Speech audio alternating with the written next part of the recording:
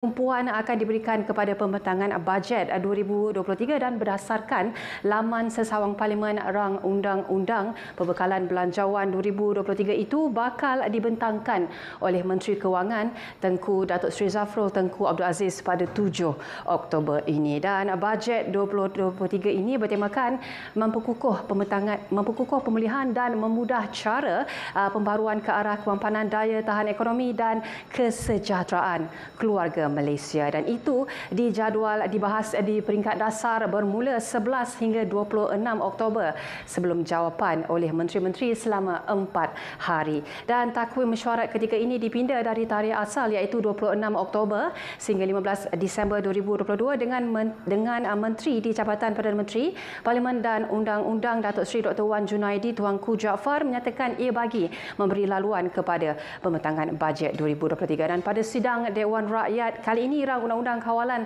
Produk Tembakau dan Merokok 2022 akan menjadi antara tumpuan lain setelah ia dirujuk ke Jawatankuasa Pilihan Khas Parlimen pada mesyuarat Dewan Rakyat 2 Ogos lalu. Dan sebelum ini, Menteri Kesihatan Khairi Jamaluddin yakin bahawa Rang Undang-Undang itu yang dicadang untuk dibentang bagi bacaan kali kedua pada mesyuarat kali ini akan menerima sokongan majoriti ahli Parlimen.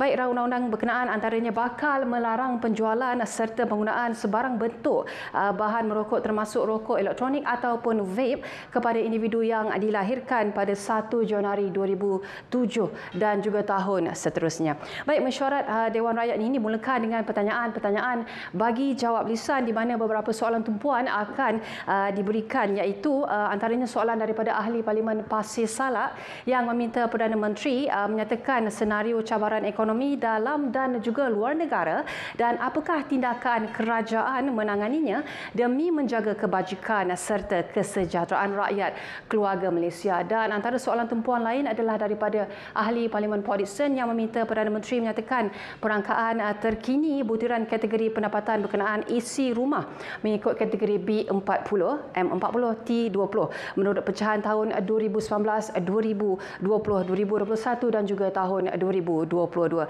Dan antara lainnya soalan yang akan dibangkitkan adalah daripada ahli Parlimen Kota Samarahan yang turut meminta Perdana Menteri menyatakan status Jawatankuasa Pengurusan Bencana Daerah di seluruh negara bagi menghadapi kemungkinan bencana banjir pada hujung tahun ini. Dan juga soalan lainnya adalah daripada ahli Parlimen Seremban yang juga meminta Menteri Kanan Kerja Raya menyatakan jangkaan tarikh siap projek lebuh raya bertingkat Sungai Besi Ulu Kelang Suka. Baik, selain di saluran berita RTM, anda juga boleh ikuti kami di rtmparlimen.rtm.gov.my, juga menerusi rtmklik.rtm.gov.my palang RTM Parlimen. Baik, kita terus ke Dewan Rakyat. Pemasyuran dari Pertuan Yang di-Pertua.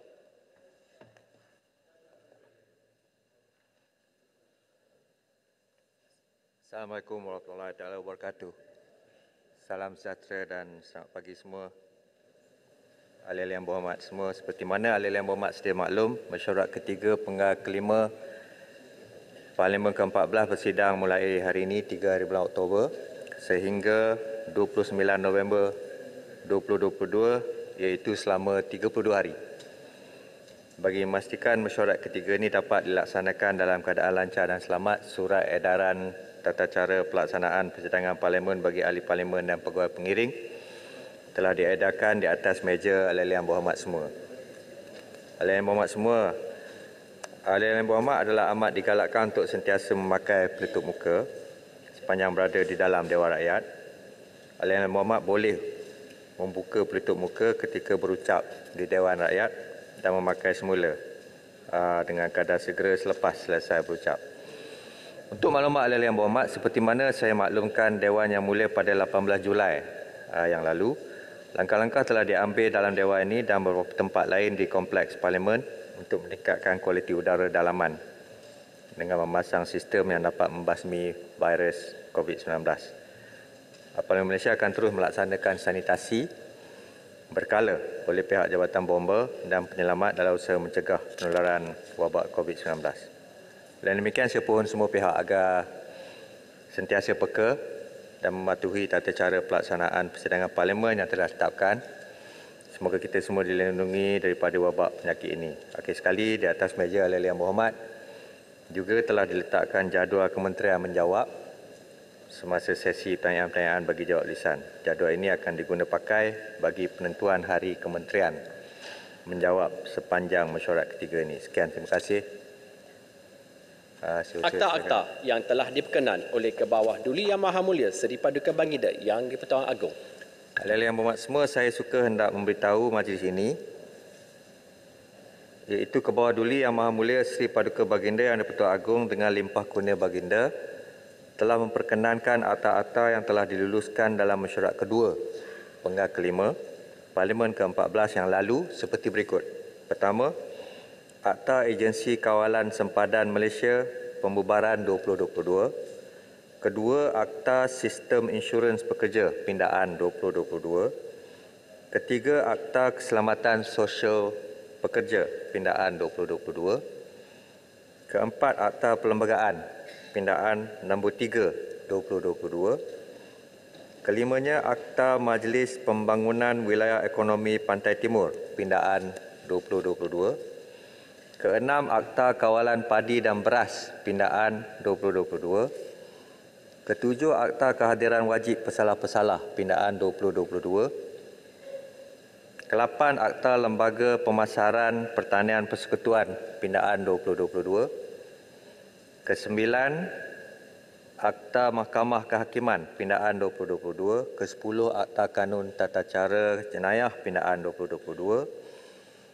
Kesebelas, Akta Perhutanan Negara Pindaan 2022. Kedua-belas, Akta Tabung Angkatan Tentera Pindaan 2022. Ke-13, Akta Racun Pindaan 2022 dan akhir sekali ke-14, Akta Keselamatan Sosial Suri Rumah 2022. Perutusan daripada Dewan Negara. Ahli yang berhormat, saya telah menerima satu putusan daripada Yang di-Pertua Dewan Negara yang menyatakan persetujuan Dewan itu kepada rang undang-undang yang telah diluluskan oleh Dewan Rakyat dalam mesyuarat kedua penggal kelima Parlimen ke-14 2022 yang lalu. Saya menjemput setiausaha membacakan putusan itu sekarang. Yang berhormat, Tan Sri Yang di-Pertua Dewan Rakyat, Dewan Negara telah meluluskan rang undang-undang berikut tanpa pindaan. 1. DR 1 2022, Rang Undang-Undang Perhutanan Negara Pindaan 2022. 2. DR 2021 Palang 2021, Rang Undang-Undang Agensi Kawalan Sempadan Malaysia Pembubaran 2021. 3. DR 19 2021, Rang Undang-Undang Kehadiran Wajib Pesalah-pesalah Pindaan 2021. 4. DR 12 2020, Rang Undang-Undang Suruhanjaya Bebas Tata Kelakuan 2020. 5. DR 15 2022, Rang Undang-Undang Perlembagaan Persekutuan Pindaan nombor 3 2022. 6. DR 10 2022, Rang Undang-Undang Keselamatan Sosial Pekerja Pindaan 2022. 7. DR 11 2022, Rang Undang-Undang Sistem Insurans Pekerjaan Pindaan 2022. 8. DR 20 2022, Rang Undang-Undang Keselamatan Sosial Suri Rumah Pindaan 2022. 9. DR 3 Palang 2022, Rang Undang-Undang Majlis Pembangunan Wilayah Ekonomi Pantai Timur Pindaan 2022. 10. DR 8 Palang 2022, Rang Undang-Undang Kawalan Padi dan Beras Pindaan 2022. 11. DR 16 Palang 2022, Rang Undang-Undang Lembaga Pemasaran Pertanian Persekutuan Pindaan 2022. 12. DR 2 2020, Rang Undang-Undang Racun Pindaan 2022. 13. DR 18 Palang 2021, Rang Undang-Undang Anti Gangguan Seksual 2021.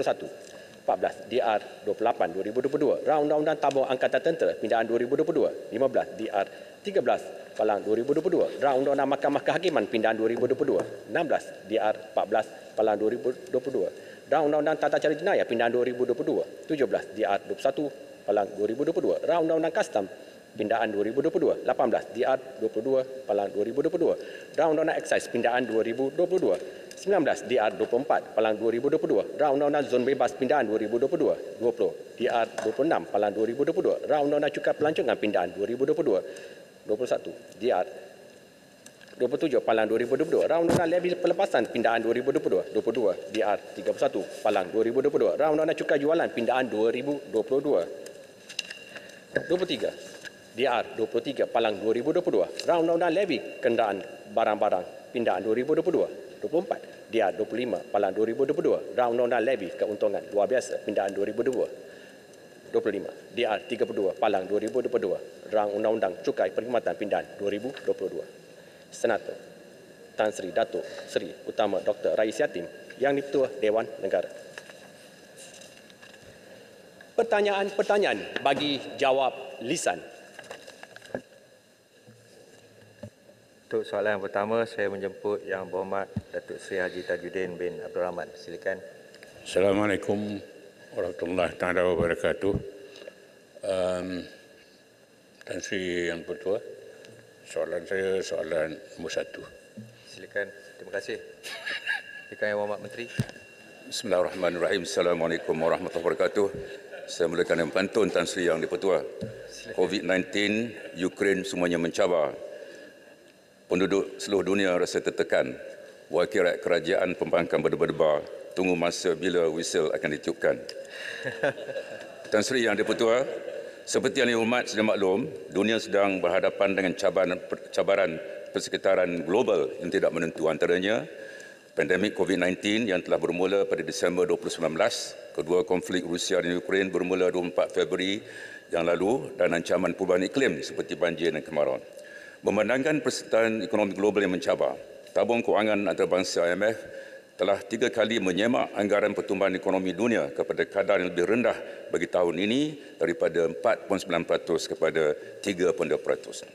Dengan mengambil kira pelbagai cabaran dan ketidaktentuan yang dijangka berlarutan, IMF telah menurunkan unjuran pertumbuhan ekonomi global bagi tahun depan 2023 kepada 29% berbanding 3.8% sebelum ini. Walaupun persekitaran ekonomi global amat mencabar, ekonomi Malaysia telah menunjukkan pertumbuhan yang lebih kukuh, iaitu sebanyak 5% pada suku pertama tahun ini dan 8.9% pada suku kedua tahun ini. Ini disokong antara lain oleh pelbagai strategi dalam rancangan Malaysia ke-12, bajet 2022, pakej rangsangan ekonomi dan pembukaan semula sempadan negara. Kerajaan yakin sasaran pertumbuhan di antara 5.3 hingga 6.3% tahun ini akan dicapai. Bank Dunia telah menaikkan unjuran pertumbuhan kita kepada 6.4%. Berikut adalah di antara petunjuk ekonomi yang membuktikan prestasi ekonomi negara menggalakkan. Yang pertama, jumlah ekspor meningkat sebanyak 30.3% kepada 1 trilion ringgit pada 8 bulan tahun ini.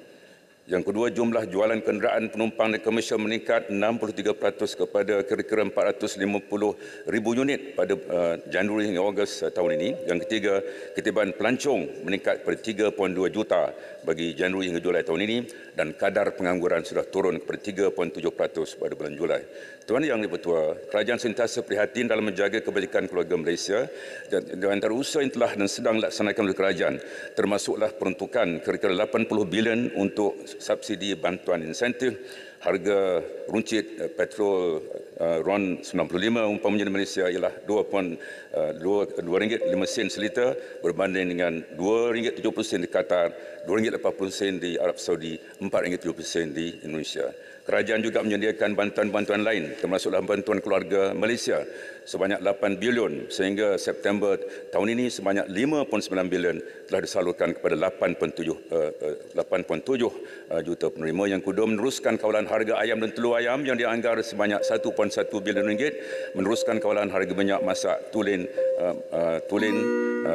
minyak masak sawit tulen kemasan botol 1, 2, 3 dan 5 kg, memberi subsidi tarif elektrik sebanyak 5.8 bilion bagi tempoh Julai hingga Disember 2022. Akhir sekali, Tuan Yang Bertuah, tanpa subsidi yang disediakan oleh kerajaan, Jabatan Perangkaan Malaysia menganggarkan kadar inflasi negara jauh lebih tinggi, iaitu sebanyak 10.6% berbanding dengan 4.7% bulan Ogos lalu. Walaupun ekonomi negara kini sedang menghadapi pelbagai cabaran domestik dan global, dasar-dasar inisiatif kerajaan telah berjaya memulihkan ekonomi dan meringankan beban keluarga Malaysia. Tan Sri Yang Dipertua, pada tahun 2023, kesemua pakar ekonomi termasuk daripada pertubuhan antarabangsa seperti IMF dan Bank Dunia meramalkan pertumbuhan ekonomi dunia yang lebih rendah. Malaysia sebagai sebuah ekonomi kecil dan terbuka tidak terkecuali dapat terkena tempias daripada cabaran ini. Langkah-langkah untuk menangani cabaran-cabaran itu akan diperincikan dengan lebih dalam Belanjawan 2023. Terima kasih Tan Sri Yang Dipertua. Terima kasih Yang Berhormat Menteri. Silakan Yang Berhormat Pasir Salak. Datuk Yang Bertuah, saya ucap syabas dan tahniah kepada kerajaan yang dapat mendepani cabaran global dan domestik. Ya. Ini petanda baik. Kalau pilihan raya tak lama lagi, insyaAllah menang lah kita. Ini ketua pembangkang tengok saya apa? Lawan. Jangan tak lawan. Ini apa nama tu? Saya nak tanya Menteri. Belum bercakap lagi, dah habis masa. Macam mana? Minta masa sikit Datuk Yang Bertuah. Saya nak menarik perhatian Menteri. Banyak kita kerugian ekonomi kita disebabkan kelemahan dari segi pelaksanaan kita berhubung kait dengan beberapa aspek ekonomi. Umpamanya plantation kita rugi hampir 20 bilion satu tahun. Fekra rugi 3 bilion satu bulan. What is this? Ini income, pendapatan kepada negara dan kepada rakyat. Apa pasal ni berlaku? Tolong jawab. Lagi daripada itu, production, all the E&E, electric and electronic, dia orang tak boleh keluarkan berpuluh-puluh bilion untuk memenuhi permintaan daripada luar. Kalau sekiranya dapat dipenuhi, maka beratus bilion kita boleh dapat dari segi income kepada kerajaan dan negara kita. Dan wang ini boleh membantu rakyat dalam banyak bentuk. Subsidi ke, nak buat projek ke, nak buat apa ke. Boleh dikatakan lebih kurang beratus bilion kita we lost in term of revenue. Ya? Tunggu dulu, kita nak pilihan raya ni, kempen sikit. Tanding lagi lah. Ya. Itu tak ada masalah. Kita masih no problem. Itu gantung itu bukan gantung mati. Apa ada masalah? Alright. Kalau nak gantung bagi mati dia okey. Kalau tak mati dia nanti takut dia hidup balik. Takut mati gantung tak habis lagi. Silakan Yang Hormat Menteri. Tan Sri Yang Bertuah, terima kasih Pasir Salak. Betul lah, memang banyak isu-isu pelaksanaan yang perlu ditangani oleh kerajaan atas kertas cantik. Ya. Umpamanya setakat ini kira-kira 450,000 pekerja asing sudah menuluskan untuk masuk ke Malaysia, tapi yang masuk cuma 100,000. Untuk makluman petang ini, Yang Hormat Menteri Sumber Manusia akan berjumpa dengan pihak-pihak berkepentingan ada depan kita ni untuk memperincikan apa dia sebenarnya masalahnya. Masalah di Bangladesh ke, masalah immigration ke, masalah sumber manusia. Jadi untuk makluman Ahli Berhormat, saya ingin maklumkan di sini bahawa setiap minggu dalam kabinet isu ini dibincangkan. Dah 5-6 bulan setiap minggu sampai jemu kami semua. Jadi kami dah buat keputusan tak mendengar lagi lah hal ini. Itu sebabnya petang ini Menteri Sumber Manusia akan berjumpa pihak-pihak berkepentingan. Saya yakin beliau akan dapat menangani sebahagian besar masalah tersebut. Betul lah kelapa sawit industri yang terkesan, PEDA ke Felkra ke FGV ke syarikat plantation, anggaran 20 bilion satu tahun, satu angka besar, kerugian besar. Jadi kerajaan memandang serius perkara ini. Selain itu saya nak memaklumkan bahawa kita ada pemudah yang berkebetulan saya juga fungsi bersama dengan pihak swasta. Kami mesyuarat setiap bulan. Ini juga dibicarakan, iaitu kerenah birokrasi. Kita telah buat keputusan hujung tahun ini setiap kementerian dan jabatan perlu menubuhkan My Mudah. Ya. Tujuannya adalah untuk mendengar isu-isu swasta dan menangani secepat mungkin. Ya. Ini berlarutan 6 bulan isu pekerja asing. Betul lah kata Pasir Salak, berpuluh bilion. Industri kelapa sawit saja dianggarkan 20 bilion. Terima kasih Yang Hormat. Kita menaruh keyakinan bahawa Menteri Sumber Manusia, Menteri Dalam Negeri dan pihak-pihak berkenaan, ya, termasuklah Jabatan Tenaga Kerja Immigration akan menangani perkara ini supaya kita tak perlu lagi dalam kabinet bincang setiap minggu hal yang penting ini. Terima kasih Yang Hormat Pasir Salak. Terima kasih. Yang Hormat Ketua Pembangkang, silakan. Soalan nombor 2. Maaf. Saya ingatkan Yang Hormat nak tanya soalan tambahan. Papar. Silakan. Bukan. Papar. Maaf Yang Hormat. Papar, silakan. Terima kasih Tan Sri Yang di-Pertua. Dengan kebanyakan badan antarabangsa dan pakar menjangkakan tahun hadapan akan berlaku krisis ekonomi global dan dengan peruntukan yang terhad serta terbatas dalam memastikan fiskal kerajaan yang sihat. Soalan tambahan saya adalah, adakah kerajaan akan meneruskan dasar penjimatan pada tahun hadapan dan akan meluaskan dasar tersebut kepada perbelanjaan yang melibatkan anggota-anggota kabinet dan kaki tangannya? Serta bagaimana pula dengan kebajikan-kebajikan anggota beruniform yang telah bersarah dan yang masih lagi dalam perkhidmatan, di mana gaji dan ilauan mereka ini tidak dapat menampung kenaikan sara hidup. Yang terakhir soalan saya ialah, adakah langkah kerajaan dalam menentukan keutamaan di antara pembangunan infrastruktur asas wilayah yang jauh ketinggalan seperti Sabah dan Sarawak dengan projek-projek mega yang ada di Semenanjung? Terima kasih. Terima kasih. Yang Hormat. Terima kasih Yang Hormat. Soalan tersebut yang pertama saya jawab yang akhir dulu berkaitan dengan Sabah Sarawak infrastruktur. Ini sedang ditangani oleh kerajaan melalui Majlis Khas MA 63. Ada 4 jawatankuasa di bawahnya, termasuklah jawatankuasa sosioekonomi yang saya fungsikannya, dan kita memang akur dan faham betapa lebarnya jurang infrastruktur antara Semenanjung dengan negeri-negeri Sabah dan Sarawak. Oleh itu dalam RMK12 telah pun ditetapkan bahawa sekurang-kurangnya 50% daripada peruntukan pembangunan asas akan disediakan kepada 6 negeri termiskin, iaitu Sabah, Sarawak, Kelantan, Terengganu, Kedah dan Perlis. Dan komitmen ini dalam RMK12 insya-Allah kita akan penuhi untuk tahun-tahun seterusnya. Itu berkaitan infrastruktur. Yang kedua berkaitan dengan penjimatan. Memang pada bulan September, Ogos yang lalu dikeluarkan, dah lama dah, Julai yang lalu dikeluarkan perkeliling daripada Kementerian Kewangan, langkah-langkah penjimatan termasuklah khususnya penjimatan untuk belanja mengurus. Ini penting, kita jimat belanja mengurus. Pada masa sama kita tekankan belanja yang berhemah mengenai pembangunan.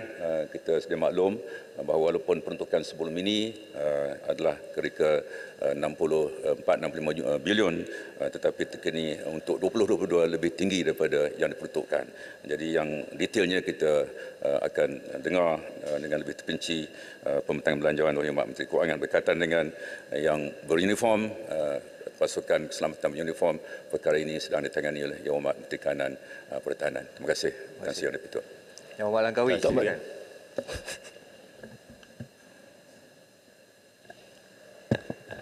Tuan Yang Dipertua, sejak bajet untuk 2022 dilulus oleh Dewan ini, nilai mata wang sudah jatuh dengan teruk.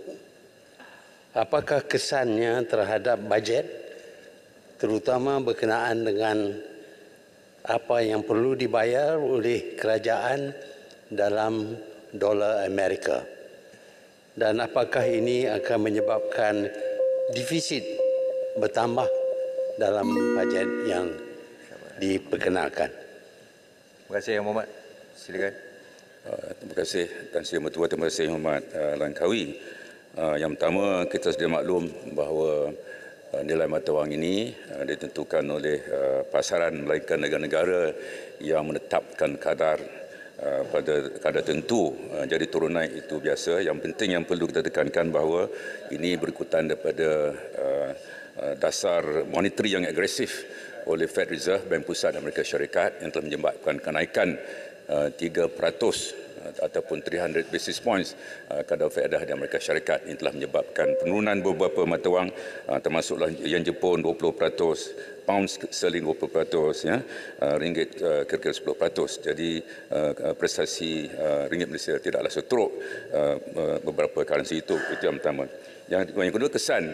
Kalau Yang Hormat Langkawi tanya tentang kesan kepada bayaran kerajaan, hutang langsung kerajaan pusat, tak sampai 5% pun dalam dolar Amerika. Kebanyakan hutang kerajaan pusat adalah dalam ringgit Malaysia. Jadi kalau hutang langsung kerajaan pusat, kesannya kecil sekali. Yang lain-lainnya Mungkin swasta itu setengahnya ada hutang luar negara, tapi mengikut pandangan Bank Negara, kedudukan kecairan bank-bank kita adalah baik, ya. Liputan ataupun coverage reserves kita yang sekarang ini kira-kira 106 bilion dolar Amerika Syarikat, melebihi short term debt dengan izin. Jadi dengan lain perkataan, bagi hutang langsung kerajaan pusat, kesan kemerosotan sedikit nilai ringgit itu kepada bayaran hutang kerajaan pusat langsung adalah kecil, kerana kira-kira kurang 5% pada jumlah hutang kerajaan persekutuan adalah dalam dolar Amerika. Kebanyakan hutang kerajaan persekutuan adalah dalam ringgit Malaysia, khususnya treasury bills dan juga government securities. Terima kasih Tan Sri Yang di-Pertuan. Terima kasih. Seterusnya Yang Berhormat Datuk Seri Anwar Ibrahim. Silakan. Terima kasih Yang di-Pertuan. Soalan kedua. Terima kasih. Silakan Yang Berhormat Menteri. Ya. Tan Sri Yang di-Pertuan, terima kasih Menteri. Nasib saya ini dua soalan, ya. 1 dan 2. Terima kasihlah peluang untuk saya memberi sedikit pencerahan. Tan Sri Yang Bertuan, untuk makluman Menteri Pauh, kerajaan membuat pengelasan kumpulan pendapatan bagi menggubal dasar membantu kumpulan miskin dan kumpulan rentan melalui penyampaian bantuan dan perkhidmatan. Pengelasan kumpulan pendapatan ini mula diperkenalkan oleh Bank Dunia pada September tahun 72, dah lama dah 50 tahun, dengan keutamaan kepada kumpulan B40. Setiap negara menggunakan kaedah pengelasan kumpulan pendapatan tersendiri. Umpamanya Amerika Syarikat, Korea Selatan, Singapura menggunakan B20, M60 dan T50. Thailand menggunakan B50, M40 dan T10.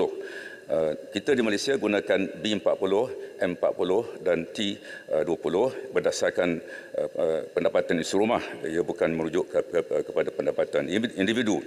Jadi mengikut klasifikasi terkini, B40 yang meliputi 2.91 juta isi rumah, pendapatan kurang daripada RM4,850, M40 antara RM4,050 kepada RM10,959, melibatkan 2.91 juta isi rumah. Seterusnya T20 pendapatan lebih daripada RM10,000 pendapatan isi rumah, lebih daripada RM10,960, meliputi 1.46 juta isi rumah.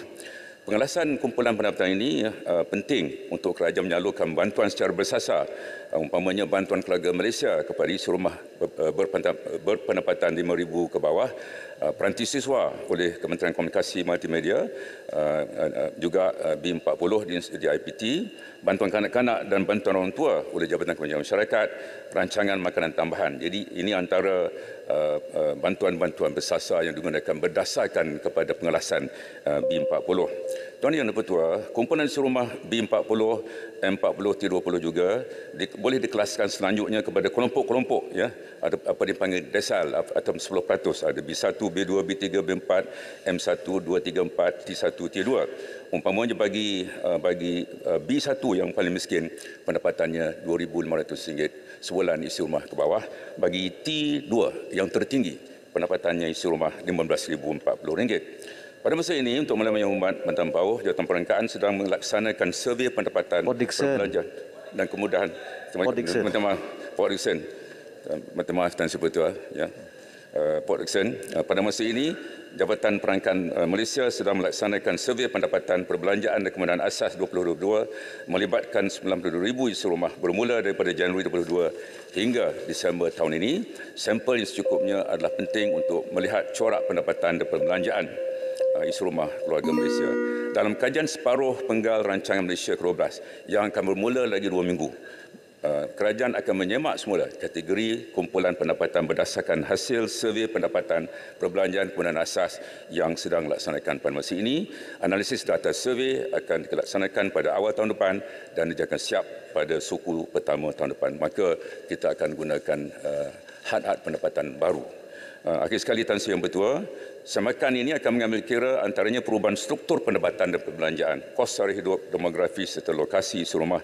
Kategori kumpulan pendapatan isi rumah yang baru akan memantapkan lagi penggubalan dasar dan menambah baik penyampaian perkhidmatan kepada kumpulan sasar. Terima kasih. Terima kasih Port Dickson. Terima kasih Tan Sri Yang Bertua. Terima kasih. Silakan Yang Hormat. Terima kasih Yang Berhormat Menteri. Saya tidak sangat terkesan dengan silat angka ni.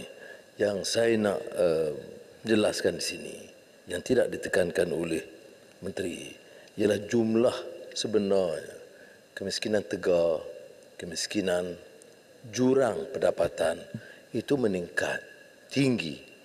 Maka pendekatan lama tentunya tidak sesuai kerana kerajaan terpaksa menangani masalah yang lebih rumit sekarang. Kalau kita lihat umpamanya kesan bukan saja di desa atau pendalaman Sabah Sarawak, tapi di kalangan miskin bandar juga jauh meningkat. Dan keadaan sekarang ini dengan semua pengumuman yang dibuat,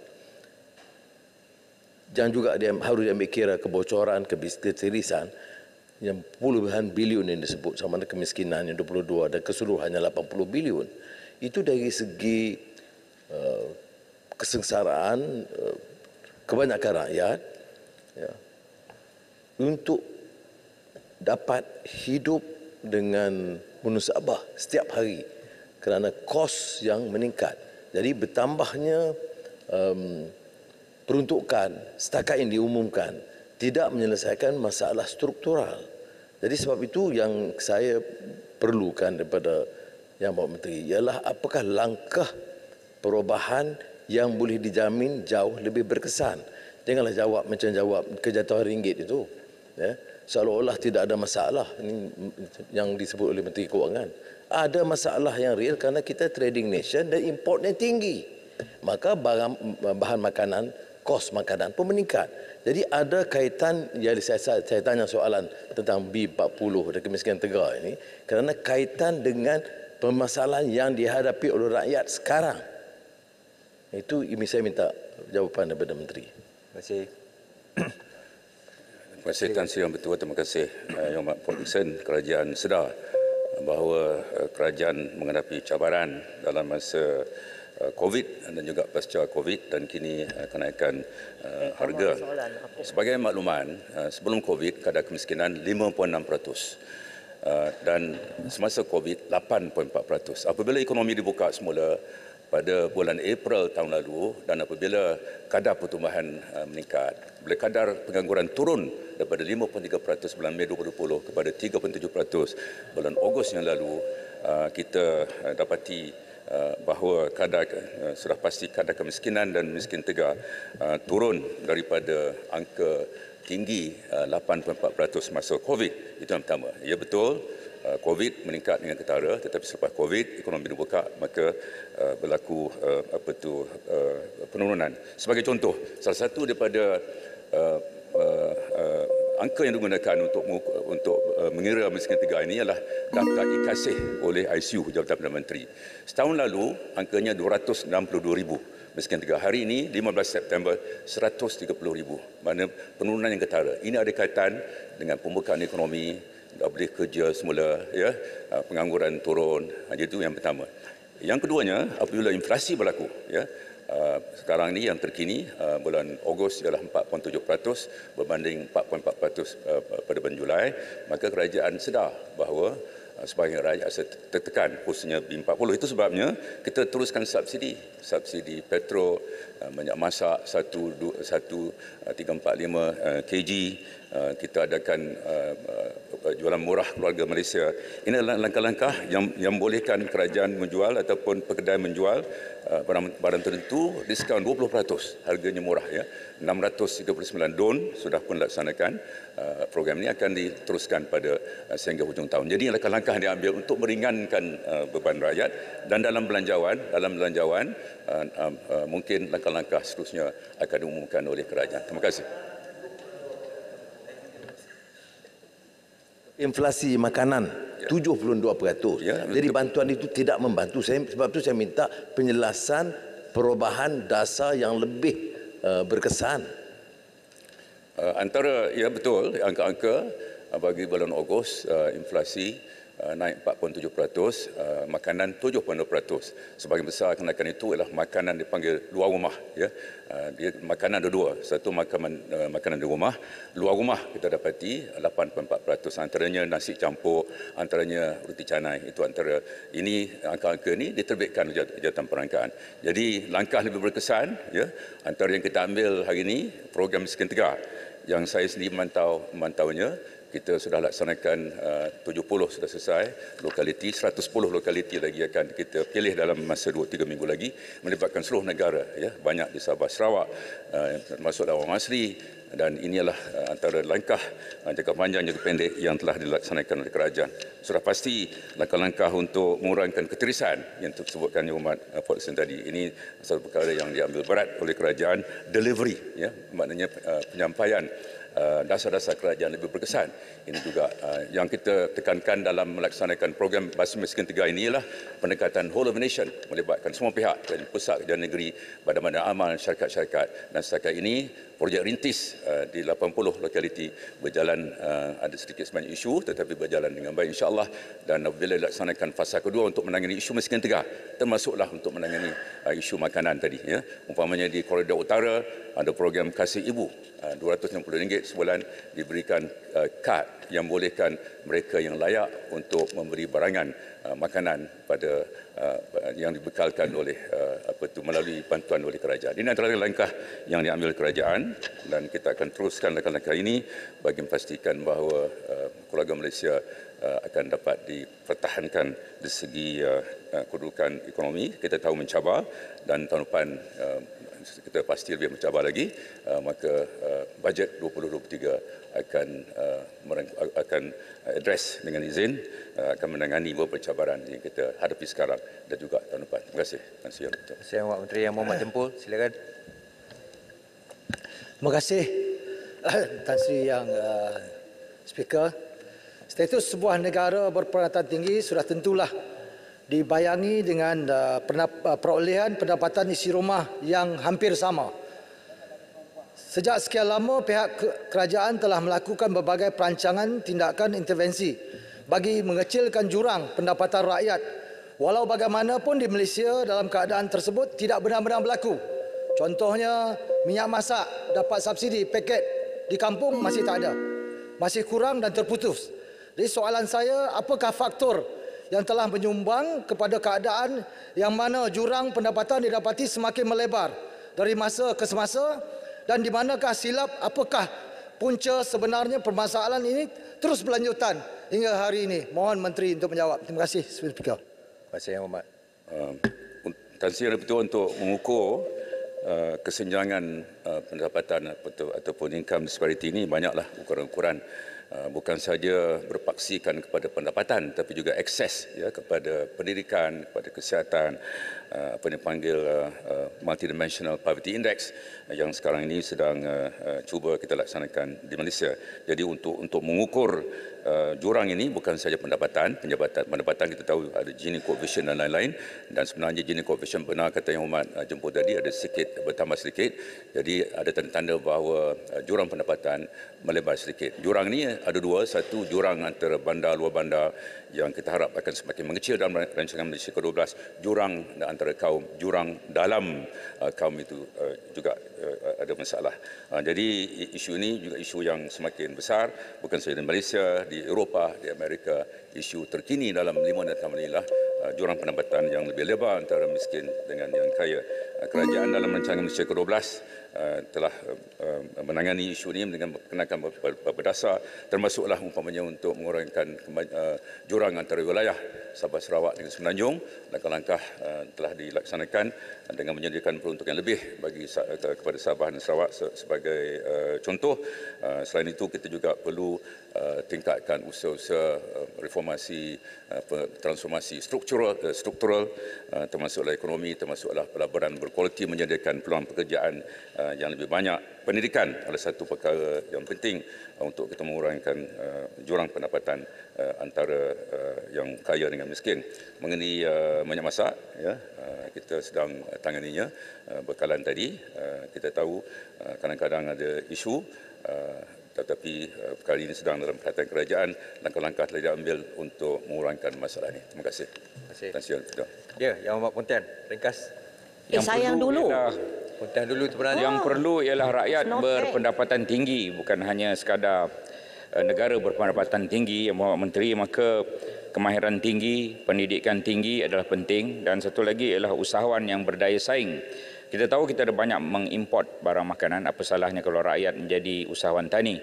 Kita juga ingin menuju kepada e-dagang, apa salahnya jika rakyat menjadi usahawan online. Setakat mana usaha-usaha untuk mendapatkan rakyat berpendapatan tinggi ini dilakukan secara bersungguh-sungguh oleh kerajaan? Terima kasih. Yang Amat Pontian, Tan Sri Yang di-Pertua, memang matlamat kita ialah untuk menjadikan Malaysia sebuah negara berpendapatan tinggi. Negara itu maksudnya rakyatlah. Mengikut perkiraan terkini, gap antara pendapatan kita dengan pendapatan untuk mencapai taraf tinggi tersebut adalah kira-kira 16%. Maka kita dalam masa 3-4 tahun ini perlu melaksanakan langkah-langkah untuk meningkatkan pendapatan rakyat Malaysia supaya jurang itu dapat dipenuhi, kita dapat capai taraf negara dan rakyat berpendapatan tinggi. Betul, e-dagang sedang rancang laksanakan, tingkatkan kemahiran TVET dan lain-lain, pelaburan berkualiti tinggi dengan gaji lebih tinggi. Kita perlu laksanakan dengan lebih tegas lagi. Ini juga ada berkaitan dengan delivery ataupun sistem penyampaian. Dasarnya cantik atas kertas menjadi TVET untuk kita rapatkan jurang antara keperluan industri dengan yang dibekalkan oleh institusi pendidikan kita. Maka prioriti kita tahun-tahun mendatang ini ialah untuk mewujudkan peluang-peluang pekerjaan yang berkualiti, pelaburan yang berkualiti, kemahiran lebih tinggi, e-dagang dan lain-lain. InsyaAllah ini akan diperhebatkan dalam 3 tahun yang ada lagi baki dalam rancangan Malaysia ke-12 dan juga dalam bajet tahunan termasuk bajet 2023. Terima kasih. Terima kasih. Silakan Yang Berhormat Datuk Hajar Rubiah binti Haji Wang. Bismillahirrahmanirrahim. Terima kasih Tan Sri Yang di-Pertua.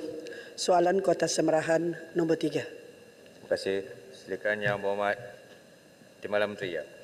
Terima kasih Tan Sri Yang di-Pertua. Terima kasih Yang Berhormat Kota Semerahan. Tan Sri Yang di-Pertua, saya memerlukan sedikit masa untuk menjawab soalan ini. Izinkan saya. Terima kasih.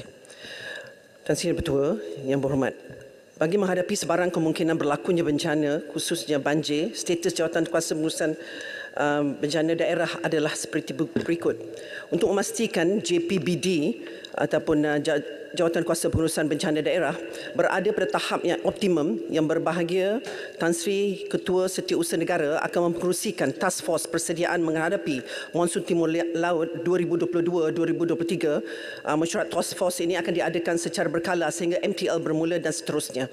Seramai 76,336 pegawai dan anggota agensi tindak balas di semua peringkat, termasuk peringkat daerah, berada dalam keadaan siap siaga sepenuhnya. Semua aset berjumlah 22,622 meliputi darat, air, udara, perubatan dan lain-lain.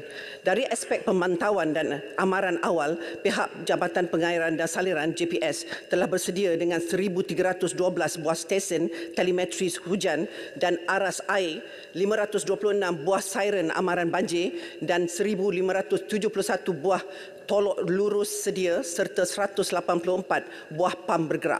Sebanyak RM50,000 diperuntukkan kepada setiap daerah, manakala peruntukan berjumlah 1.08 juta disalurkan kepada 8 agensi tindak balas sebanyak RM100,000 bagi setiap agensi. NADMA juga menyalurkan peruntukan sebanyak RM30,000 bagi pembekalan 2 buah bot fiber berenjin untuk setiap daerah beserta jaket keselamatan. Jawatankuasa Pengurusan Bencana Negeri akan melaksanakan perolehan bot tersebut. Bagi pengurusan mangsa Jabatan Kebajikan Masyarakat menyediakan sebanyak 6,010 buah pusat pemindahan sementara PPS di seluruh negara untuk menempatkan seramai 1,620,855 orang mangsa yang dijangka. Pihak JKM juga bersiap siaga memaksimumkan fasiliti penyimpanan bantuan bencana di seluruh negara di 8 buah depo simpanan keperluan bencana di seluruh negara yang menjadi stor utama penyimpanan bekalan, 140 buah stor bencana di peringkat negeri dan daerah termasuk 53 buah mini depo kontainer. Selain dari itu, JKM juga mempunyai sebanyak 140 buah stor bencana di peringkat negeri dan daerah termasuk 53 buah mini depo atau kita sebut kontainer. Bagi memastikan bekalan barang keperluan bencana mencukupi, terutama di kawasan yang berisiko tinggi terputus hubungan apabila berlaku bencana, sebanyak 518 buah pangkalan hadapan telah disediakan. Ketua komuniti dan jawatan kuasanya akan diberikan tanggungjawab untuk menyelaras pangkalan hadapan ini dengan penyeliaan oleh pegawai kebajikan masyarakat daerah berkenaan. JKM juga akan menyediakan makanan retort dalam tempoh 24 jam pertama dan lain-lain barangan keperluan khas bayi warga emas dan OKU untuk mangsa-mangsa yang dipindahkan ke pusat pemindahan sementara. Selain itu, NADMA dalam proses mengagihkan sebanyak 62,500 unit kit makanan, manakala sebanyak 127,272 buah collapsible tent atau kita sebut C-tent telah diagihkan ke seluruh negara. Jawatan Kuasa Pengurusan Bencana Negeri JPBN dan Jawatan Kuasa Pengurusan Bencana Daerah JPBD juga telah diarahkan untuk bersedia lebih awal bagi memastikan bantuan dan bekalan sampai di semua lokasi yang terlibat bagi mengelakkan keadaan lebih sukar sekiranya jalan terputus dan sebagainya. Sekian, terima kasih. Terima kasih. Silakan Yang Hormat. Teman-teman. Kota Samarahan dulu. Okey. Terima kasih Yang Berhormat Timbalan Menteri atas jawapan yang diberikan tadi. Saya amat gembira dengan penjelasan yang begitu detail sekali, terutamanya di peringkat daerah khasnya Jawatan Kuasa Pengurusan Bencana Daerah diberi peruntukan 50,000 untuk pengurusan yang lebih teratur. Harapan saya di Sarawak turut menerima peruntukan tersebut. Namun begitu, saya ingin menarik perhatian pencerahan daripada Timbalan Menteri berkaitan dengan tahun ini Kerajaan Keluarga Malaysia telah membelanjakan 2.03 bilion untuk menyalurkan bantuan banjir keluarga Malaysia yang meliputi bantuan tunai, pembiayaan dan bantuan komuniti. Jadi soalan tambahan saya, adakah pihak kerajaan telah merangka pemberian bantuan yang sama untuk menghadapi keberangkalian banjir yang dijangka berlaku pada hujung tahun ini? Dan adakah kerajaan bercadang untuk memperkenalkan skim perkhidmatan tambahan susulan kepada mangsa-mangsa banjir seperti bantuan baik pulih rumah yang rosak, skim diskaun pembelian perabot dan bantuan khairat termasuk di Sarawak, memandangkan kawasan-kawasan banjir dan mangsa-mangsa yang banjir hampir setiap tahun orang yang sama, dan mereka sebenarnya mengalami kerugian yang besar setiap tahun. Kalau boleh dipertimbangkan kembali permohonan skim tambahan ini khususnya untuk Sabah dan Sarawak. Terima kasih. Silakan. Terima kasih Tan Sri Ketua. Terima kasih Yang Berhormat Kota Samarahan. Sememangnya setiap apa saja bantuan yang diselaraskan mesti meliputi Sarawak, dan kita juga mengambil kira hotspot yang berada di Sarawak. Jadi persediaan lebih awal dibuat dan penambahan perangkaan mengikut permintaan di peringkat daerah tersebut juga diambil kira Yang Berhormat. Bagi menzahirkan keprihatinan kerajaan terhadap mangsa-mangsa bencana banjir termasuk berada di Sarawak, kerajaan sebagaimana kebiasaan memberi bantuan wang ihsan sejumlah RM1,000 kepada setiap ketua isi rumah Yang Berhormat yang terjejas untuk membantu meringankan beban mangsa. Selain itu, berdasarkan pertanyaan Yang Berhormat berikut mengenai bantuan-bantuan lain yang diberikan kepada mangsa, bantuan wang ihsan kematian RM10,000 kepada waris, ini merupakan bantuan khairat kematian yang diselaraskan oleh NADMA. Bantuan barangan keperluan asas BBKA sebanyak RM2,500 setiap KIR. Bantuan ini juga membolehkan mangsa membeli keperluan-keperluan asas termasuk menggantikan perabot yang telah rosak, sumbangan pembaikan rumah secara tunai bagi kerosakan rumah kurang dari RM5,000 yang diselaraskan oleh NADMA, dan baik pulih rumah dan bina baru rumah yang dilaksanakan oleh Kementerian Pembangunan Luar Bandar dan Kementerian Perumahan Kerajaan Tempatan. Terima kasih. Sudah, Speaker. Kota Melaka, silakan. Allah. Terima kasih Tan Sri Speaker. Soalan tambahan saya kepada Timbalan Menteri, memandangkan bencana banjir akan berlaku pada hujung tahun ini, adakah Perdana Menteri bercadang untuk membubarkan parlimen seperti yang dikehendakkan oleh UMNO. Sebab kalau kita bubarkan parlimen, waktu bencana banjir ini, dia amat tidak bertanggungjawab dan membelakangkan kepentingan rakyat. Saya minta jawapan daripada Menteri. Soalan terpatut kepada Timbalan Menteri UMNO boleh jawab. Timbalan Menteri daripada UMNO boleh jawab.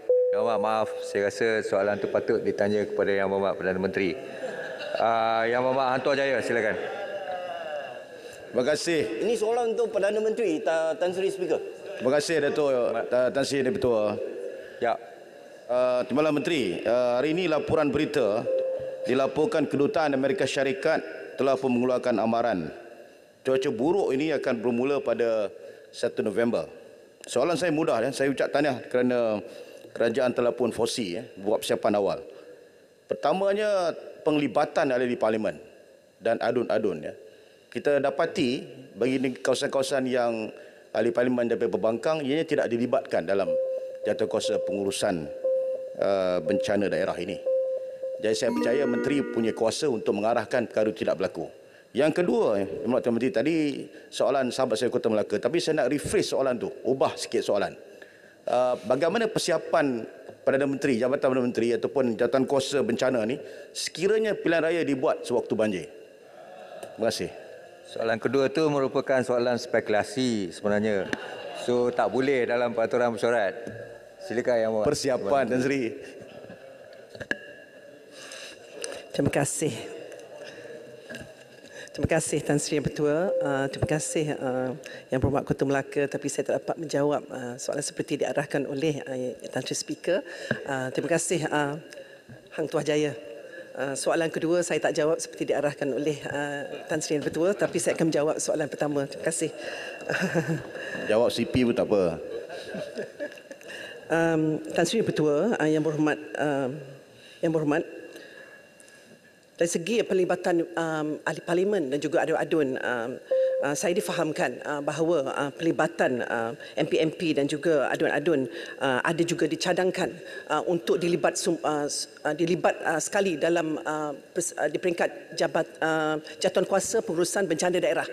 Saya sebenarnya bersetuju dengan pandangan Yang Berhormat dan kita sedang melihat perkara ini dan sememangnya ialah satu usaha dan pandangan yang amat praktikal dan saya jangka ia akan dijalankan insya-Allah kalau ia kira maklumat-maklumat yang kita perlukan daripada pemimpin-pemimpin akar umbi dan semestinya ahli parlimen dan adun-adunlah yang mempunyai maklumat-maklumat yang terkini dan merasai hal-hal yang berlaku di peringkat akar umbi. Terima kasih. Saya Speaker satu lagi. Yang Berhormat Tuan Lok Syufuk, silakan. Ya. Tan Sri Bertuah, soalan saya nombor 4. Terima kasih. Silakan Yang Berhormat. Bismillahirrahmanirrahim. Assalamualaikum warahmatullahi wabarakatuh. Tan Sri Bertuah, terima kasih Yang Berhormat. Untuk makluman Ahli Berhormat, lebuh raya bertingkat Sungai Besi Ulu Kelang ataupun singkatannya SUKE telah dibuka secara berperingkat ataupun sectional opening dengan izin di jajaran pakej CA4 iaitu daripada Persimpangan Ceras ke Kajang ataupun lebuh raya Grand Saga sehingga CB5 Jalan Lingkaran Tengah 2 ataupun MRR2 Bukit Antarabangsa sepanjang 16.6 km pada 16 September 2022. Manakala baki 3 pakej lagi iaitu pakej CA1, CA2 dan CA3 dari Sri Petaling, Bukit Jalil, Alam Damai dan Persimpangan Ceras Kajang dijangka dibuka sepenuhnya pada suku pertama tahun 2023. Bagi lebuh raya bertingkat Damansara ataupun Shah Alam ke Shah Alam, singkatannya DASH, pula pembinaan keseluruhan telah mencapai 99.64% dan dijangka siap pada akhir tahun 2022. Selain itu, lebuh raya bertingkat Setiawangsa Pantai ataupun SPE telah dibuka sebahagian iaitu Seksyen 4 daripada Setiawangsa ke Taman Melati pada 21 Disember 2021. Manakala peratus kemajuan adalah 94.97% dan keseluruhan jajaran melibatkan 3 seksyen iaitu Seksyen 1, 2 dan 3 dari Kerinci, Jalan Kelang Lama, Salak, Pandan, Ampang dan Setiawangsa dijangka siap pada hujung 2022. Lebuh Raya Lembah Kelang Timur ataupun singkatannya AEKBE masih dalam pembinaan dengan kemajuan telah dicapai sebanyak 96.93% dan dijangka siap pada hujung tahun 2023. Kadar tol untuk tempoh operasi pertama Plaza Tol Wangsa Maju Lebuh Raya SPE yang telah dibuka adalah RM3.50 bagi kelas 1, RM7 bagi kelas 2, RM10.50 bagi kelas 3, RM1.80 bagi kelas 4, RM3.50 bagi kelas 5. Manakala bagi kadar tol bagi Lebuh Raya Suke, Dash dan EKBE akan diumumkan setelah selesai perwataan penghutan tol dan Lebuh Raya dibuka kepada lalu lintas kelak. Sekian, terima kasih. Terima kasih, Tan Sri Ketua. Soalan tambahan. Yang pertamanya, saya nak bertanya kepada Yang Berhormat Menteri. Berapakah nilai pampasan tol yang perlu dibayar kepada semua pemegang konsesi Lebuh Raya untuk tahun ini, sekiranya ada? Dan apakah perancangan kementerian untuk menstrukturkan semula supaya bebanan kepada pihak kerajaan dan juga pengguna tol dapat diringankan? Yang keduanya berkenaan dengan Lebuh Raya bertingkat Sungai Besi Ulu Kelang ataupun Suke ini. Saya pun ada menggunakan Lebuh Raya ini, mencuba Lebuh Raya ini daripada arah Bukit Antarabangsa hingga ke arah Ceras. Dan saya mendapati bahawa apabila di simpang keluar berdekatan dengan Maktab PGRM nak masuk balik Grand Saga Highway itu, lorong untuk keluar itu amatlah kecil, satu lorong saja.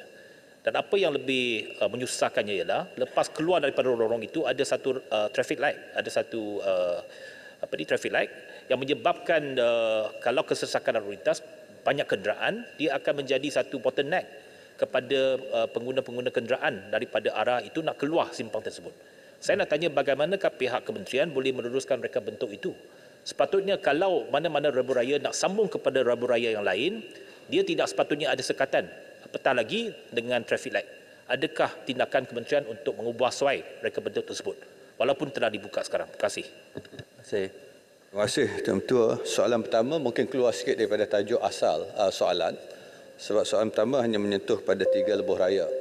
Dan berhubungkan dengan Suke, jalan turun, ada ramp down, memang kita ada kekangan di situ. Satu ialah bila dalam pelaksanaan dulu, tiba-tiba ada kelulusan untuk MRT. Disebabkan itu, maka ada technical isu yang perlu diselesaikan. Tapi apapun langkah yang bakal diambil untuk langkah sementara, pertama sekali ialah untuk apakan balik traffic light system, iaitu masa akan dipanjangkan supaya aliran trafik yang turun itu akan lebih lancar.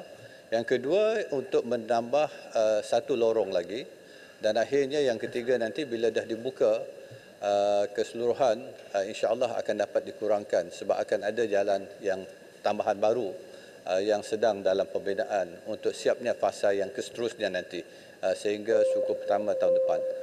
Yang ni memang dalam perancangan bila di mana-mana highway pun masalah cabarannya, di highway itu jalan okey tapi bila saja nak memasuki persimpangan sama ada bandar, pekan dan sebagainya, di situlah akan timbul bottleneck. Tapi keseluruhannya saya kira Suke itu akan memberi manfaat dari segi perjalanan, mengurangkan kesakan lalu lintas di MRR2 dan yang menggunakan Lebuh Raya itu memang menjimatkan masa kecuali di beberapa tempat bila nak turun daripada highway masuk kepada jalan-jalan yang bukan merupakan highway. Dan Grand Saga itu kita sedang muktamadkan, masih dalam perundingan untuk jangka panjang, tapi jangka pendek ialah menyelesaikan dari segi tempoh waktu traffic light itu akan dipanjangkan. Itu langkah pertama. Yang kedua untuk tingkatkan dari segi satu lorong tambahan. Terima kasih. Yang Muhammad Tebrau. Terima kasih Tan Sri Yang Betul. Terima kasih kepada Menteri yang menjawabkan soalan dari YB Seremban. Ini mengenai isu Lebuh Raya. Jadi saya nak bangkitkanlah isu Lebuh Raya Pasir Gudang. Saya ucapkan terima kasihlah kepada Menteri yang sudah luluskan bentukan untuk menaik taraf Lebuh Raya Pasir Gudang dari Pantai Sri Alam ke Pasir Gudang. Ya. Tapi saya nak bangkitkan isu adalah di section daripada Johor Jaya ke Pantai Sri Alam. situ berlaku lubang yang isu lubang tidak diselesaikan, dan ini akan bertambah kesesakan trafik ketika kerja menurap dilakukan, dan di dekat pada Sri Alam pun selalu berlaku banjir kilat, dan akan buat lalu lintas terputus ketika banjir berlaku. Dan saya juga minta Menteri menjawab bila seksyen dari Kangkar Terbelap ke Taman Perling akan dinaik taraf dari 4 lorong ke 6 lorong. Terima kasih. Tan Sri Yang Di-Pertua, saya menghargai soalan daripada Yang Berhormat Tebrau, tapi mungkin keluar dari skop. Saya akan beri jawapan secara bertulis dan akan berjumpa sendiri dengan beliau untuk memang dia pun keluar parti Menteri. Tan Sri, lembah pantai yang diinginkan dan disuarakan oleh beliau tersebut. Tan Sri Yang Di-Pertua, lembah pantai SPE. Sikit. Terima kasih Tan Sri Yang Di-Pertua, terima kasih Yang Berhormat Menteri. Saya ingin bertanya, perancangan untuk jajaran lebuh raya ni sebagai contoh SPE, ia diluluskan sebelum banyak daripada bangunan-bangunan di kawasan Kampung Kerinci telah siap. Saya bagi contoh sekarang ni, daripada laluan Kerinci Link masuk ke dalam SPE, dia ada satu jajaran yang sangat dekat dengan banyak-banyak bangunan. Pada ketika diluluskan tak ada bangunan tu, termasuklah Masjid Ar-Rahah, Angkasa Puri, Southview, banyak. Dan sekarang ni masalah yang penduduk hadapi ialah memang betul dalam lebih kurang 10 meter highway itu ada di situ, dan tidak ada perancangan untuk membina sebarang sound dampener, barrier dan sebagainya. Jadi saya ingin bertanya kepada Yang Berhormat Menteri, pertama, apa yang boleh dilakukan segera untuk mengarahkan pengusaha ataupun operator lebuh raya ini melakukan sound barrier ni sekarang, dan dua, adakah boleh diselaraskan satu mekanisme sekiranya satu lebuh raya itu diluluskan tapi di masa kemudian ada pembangunan lain di kawasan itu, maka perlu ada sedikit adjustment. Ya, sekarang ni itulah jawapan daripada pihak SPE kepada saya. Terima kasih. Sila Menteri jawab. Cabaran dalam membangunkan infra di negara kita ialah pertama peringkat persekutuan, kedua negeri, dan yang ketiga majlis perbandaran. Kadang-kadang masalahnya ialah koordinasi. Sebab itu kadang-kadang bila highway diluluskan, pembangunan baru juga naik. Kadang-kadang pembangunan baru highway dibuat. Itu lebih mudah untuk kita rancang. Sebab itu memang dari segi dasar, kalau highway dilaksanakan, kalau berdekatan dengan residential, dia mesti ada sound barrier, mesti diletakkan. Itu memang dari segi dasar. Tapi kalau pembangunan datang kemudian, memang tidak ada requirement. Sebab bukan tidak ada requirement lah, tapi kalau tidak dimasukkan, sebab kos akan menentukan kadar tol. Sebab itu kadang-kadang ianya menjadi satu cabaran pada kita. Tapi apa yang disuarakan oleh lembah pantai, saya akan bincang dengan pemaju highway tersebut, sama ada boleh dipertimbangkan untuk dimasukkan sound barrier sebagai CSR daripada pihak pemaju tersebut. Terima kasih. Terima kasih Tuan Menteri. Pertanyaan jawab lisan seterusnya saya ingin menjumpa Yang Berhormat Tuan Ahmad Fazli bin Syari, Pasir Mas. Terima kasih. Betul, soalan salam nombor 5. Sila Menteri Kanan Pertahanan atau Timbalan jawab. 3 minit.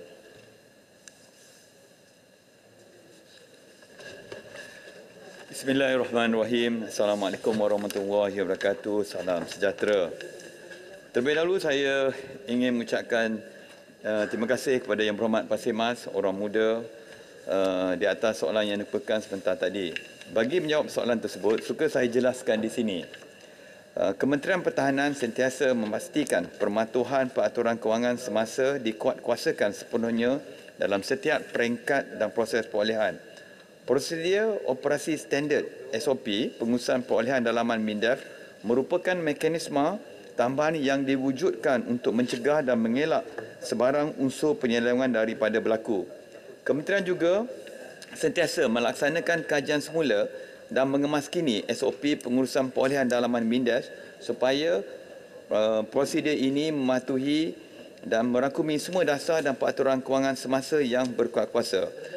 Sebagai maklumat yang berhormat Pasir Mas dan semua ahli Dewan yang mulia ini, pihak kementerian juga menetapkan supaya setiap permohonan perolehan aset dan kelengkapan yang baru perlu diperlakukan oleh pihak pengguna ataupun user sendiri, iaitu sama ada daripada Tentera Darat Malaysia, Tentera Laut Diraja Malaysia atau Tentera Udara Diraja Malaysia terlebih dahulu sebelum proses perolehan dilaksanakan dan seterusnya dikemukakan kepada agensi pusat seperti Unit Perancangan Ekonomi Jabatan Perdana Menteri dan Kementerian Kewangan untuk kelulusan perolehan. Perkara ini adalah merupakan salah satu usaha untuk mencegah dan mengelak sebarang unsur penyelewangan. Selain daripada itu, Kementerian Pertahanan juga merancang untuk menubuhkan Jawatankuasa Pelaburan Pertahanan sebagaimana yang disyorkan dalam Kertas Putih Pertahanan. Jawatankuasa ini insya-Allah akan berfungsi untuk menetapkan dasar dan membuat keputusan berkaitan perolehan aset, khususnya bagi aset strategik yang bernilai tinggi yang memerlukan keputusan dibuat secara kolektif selain daripada mengambil kira keperluan dan kehendak pihak Angkatan Tentera Malaysia sendiri. Platform di peringkat tertinggi ini akan dapat membantu meningkatkan tahap kesiagaan ATM dari segi aset dan juga kelengkapan. Terima kasih, Pasir Mas. Soalan tambahan pertama, sila.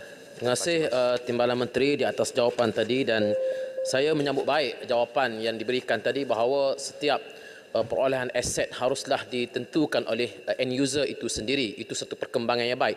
Tetapi sayangnya ia tidak berlaku di dalam perolehan LCS, di mana TLDM sebagai end user pandangan mereka telah diketepikan dan mengambil kira pandangan kontraktor. Tak apalah, kerana itu telah berlalu dan telah disebut dalam laporan detail di dalam PAC, dan kita minta kerajaan mengambil tindakan yang selanjutnya selepas daripada ini. Tetapi ia telah menjejaskan perancangan daripada TLDM, dan kita melihat semalam wawancara melaporkan wawancara dengan TLDM menyebut bahawa kelewatan LCS ini menjejaskan perancangan TLDM. Soalan saya, Timbalan Menteri, bahawa dalam permasalahan detail design projek LCS ini, sampai sekarang kita dimaklumkan bahawa detail design ini masih belum lagi siap. Jadi adakah masalah ini akan melewatkan lagi penyiapan kapal LCS? Yang pertama, sekurang-kurangnya, dan apa jaminan dari kerajaan untuk menyiapkan LCS 1 dalam tempoh 2 tahun seperti yang telah diberikan jaminannya oleh Yang Berhormat Menteri Kanan Pertahanan baru-baru ini? Terima kasih. Sila, Timbalan Menteri, 1 minit. Terima kasih. Soalan tambahan yang oleh Yang Berhormat Pasir Mas, seorang ahli PAC, menyentuh mengenai cabaran yang pembinaan kapal LCS, terutama mengenai detail design dan jangka waktu penyerahan kapal pertama oleh kontraktor yang dilantik. Bagi menjawab soalan Pasir Mas dan untuk makluman ahli Dewan, fokus Kementerian Pertahanan pada masa ini adalah untuk memastikan syarikat Bossert Naval Shipyard Sdn Bhd dapat menyelesaikan desain detail untuk dimuktamadkan serentak dengan pembinaan kapal. Buat masa ini sebanyak 94% detail design telah disiapkan oleh pihak kontraktor. Sehingga November 2019, pihak OEM iaitu Naval Group telah meluluskan 82% daripada 94% detail design yang telah disiapkan oleh BNS. Mengenai perkaitan detail design, ini juga sedang dirunding oleh BNS dengan pihak Naval Group dari Perancis. Ini penting bagi memastikan apa jua yang diputuskan kelak akan dapat memenuhi keperluan TLDM sebagai end user. Pihak Naval Group juga telah memutuskan akan menghantar pasukan teknikalnya untuk melakukan audit terhadap detail design tersebut pada bulan ini. Menyentuhi mengenai pembinaan kapal LCS, ia adalah mengikut konsep zon. Baki 6% yang masih belum disiapkan oleh BNS adalah hanya untuk melibatkan detail design yang non-critical zone, iaitu zon kapal atas permukaan air. Manakala bagi critical zone, detail design yang telah siap adalah antara 98 hingga 100%, iaitu hampir dah siap. Ketika zon ini adalah merupakan zon kapal di bawah permukaan air. Ya, kalau non-critical, zon kapal atas permukaan air, critical zone merupakan zon kapal di bawah permukaan air. Tentang persoalan jaminan kerajaan untuk menyiapkan LCS dalam tempoh 2 tahun, saya mengulangi penegasan yang dibuat sendiri oleh Yang Berhormat Datuk Seri Syamuddin Tun Hussein, Menteri Kanan Pertahanan, sewaktu sesi perbahasan usul khas mengenai isu LCS di Dewan Negara baru-baru ini. Kementerian optimis dalam tempoh waktu selama 2 tahun LCS 1 ini akan siap pembinaannya. Tempoh ini realistik memandangkan fasa mobilisasi selesai pada Disember tahun ini. Semua pihak terlibat mempunyai 14 bulan untuk memastikan kapal siap pembinaan dan berada di permukaan air untuk memastikan kapal siap pembinaan, ya, sebelum menjalani trial seperti Harbour Acceptance Test dan Sea Acceptance Trial. Garis masa ini mesti dipatuhi semula atau oleh semua pemegang taruh atau stakeholder, khususnya Boston Naval Shipyard selaku kontraktor yang telah dilantik. Perkara ini selari semalam Yang Berhormat Menhan ada mengeluarkan kenyataan media perkembangan terkini fasa mobilisasi projek Littoral Combat Ship. Ini dikemukakan semalam. Terima kasih, Tuan Speaker. Baik, terima kasih Tuan Menteri. Soalan tambahan kedua, saya jemput Yang Berhormat Padang Seraya. Terima kasih Yang Dipertua. Terima kasih Timbalan Menteri Pertahanan. Padang Seraya bermula dengan sebuah pantun. Kapal dibeli berbilion-bilion, namun singgah tiada di pelabuhan.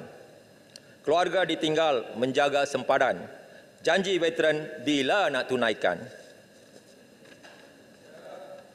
Padang Seraya minta Yang Hormat Timbalan Menteri Pertahanan menjelaskan mengenai rasional pembayaran berjumlah RM6.08 bilion yang telah dijelaskan oleh pihak kerajaan kepada syarikat Boston Naval Shipyard, tetapi tidak ada sebuah kapal yang telah disiap. Lebih buruk lagi, projek ini mengalami kelewatan selama 3 tahun, sedangkan kos pembinaan sebuah kapal LCS hanya melibatkan sejumlah RM1.7 bilion. Dengan jumlah perbelanjaan yang telah dibuat oleh kerajaan, TLDM seharusnya sudah menerima sekurang-kurangnya 3 buah kapal. Mengapa perkara ini terjadi? Di mana sebenarnya duit yang dibayar telah dibelanjakan? Mohon jelaskan. Terima kasih Datuk Yang Dipertua. Terima kasih Timbalan dan Menteri. Terima kasih Padang Seraya. Sila Timbalan Menteri jawab 1 minit. Perlu juga nak jawab soalan ni. Terima kasihlah Yang Berhormat Padang Seraya, sebab Padang Seraya ni saya tahu kalau dia bangun je mesti pasal veteran, sebab dia seorang veteran. Tapi baguslah, saya tahniah seorang pejuang veteran yang dalam parlimen ini. Mengenai soalan Padang Seraya, okey, kenapa terjadi, mana duit yang dibayar, ya? Untuk pengetahuan semua dan juga Padang Seraya, Kementerian melaksanakan pembayaran berdasarkan kontrak yang termaktub. Secara ringkasnya, kemajuan pembayaran tidak dirangkaikan dengan peratusan kemajuan kerja, tetapi sebaliknya, pembayaran adalah berdasarkan aktiviti dan kontrak untuk kesemua kapal dapat dilaksanakan. Tambahan pula, kontrak juga berdasarkan kepada 2 mata wang, iaitu ringgit Malaysia dan euro.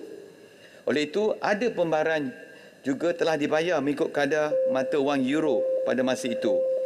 Kapal ini, untuk pengetahuan semua, dibina secara serentak untuk membolehkan kapal disiapkan selang 10 bulan antara kapal yang pertama dengan yang seterusnya.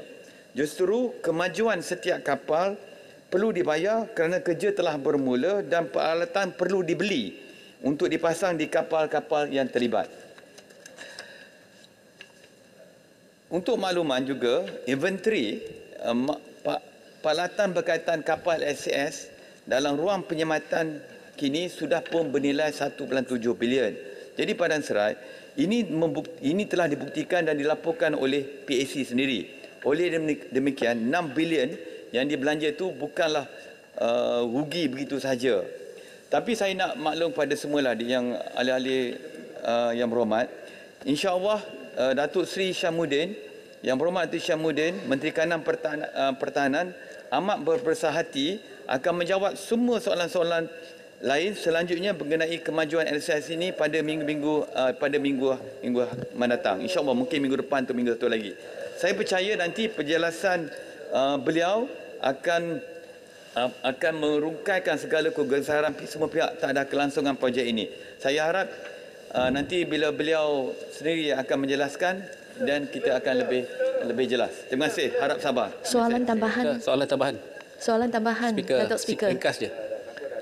Soalan tambahan satu lagi. Jawapan agak panjang tadi diberikan. Saya nak ada jawapan. Melompat kepada soalan jawab lisan seterusnya. Saya ingin menjemput yang berhormat Muhammad Sabu. Hari pertama pun tak lagi. Soalan nombor 6. Sila Menteri Luar Negeri atau Timbalan menjawab. 3 minit. Assalamualaikum warahmatullahi dan salam sejahtera. Terima kasih kepada Yang Berhormat Kota Raja di atas soalan yang dikemukakan. Sebelum menjawab, saya ingin mengucapkan takziah kepada Yang Berhormat di atas pulangnya ke Rahmatullah Naib Ketua Pemuda Parti Yang Berhormat semalam. Yang Berhormat menanyakan berkaitan dengan hubungan pendirian Malaysia terhadap dasar negara berkecuali dan kerjasama keselamatan 3 hala antara Australia, United Kingdom dan Amerika Syarikat yang dikenali sebagai AUKUS.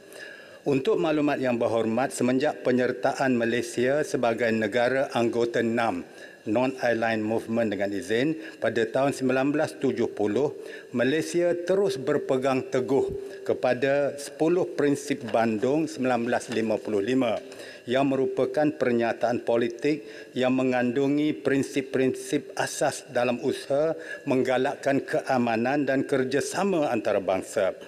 Dasar negara berkecuali juga turut digariskan sebagai salah satu prinsip utama dalam kerangka dasar luar negeri Malaysia, tumpuan dalam kesinambungan yang telah dilancarkan pada tahun ini.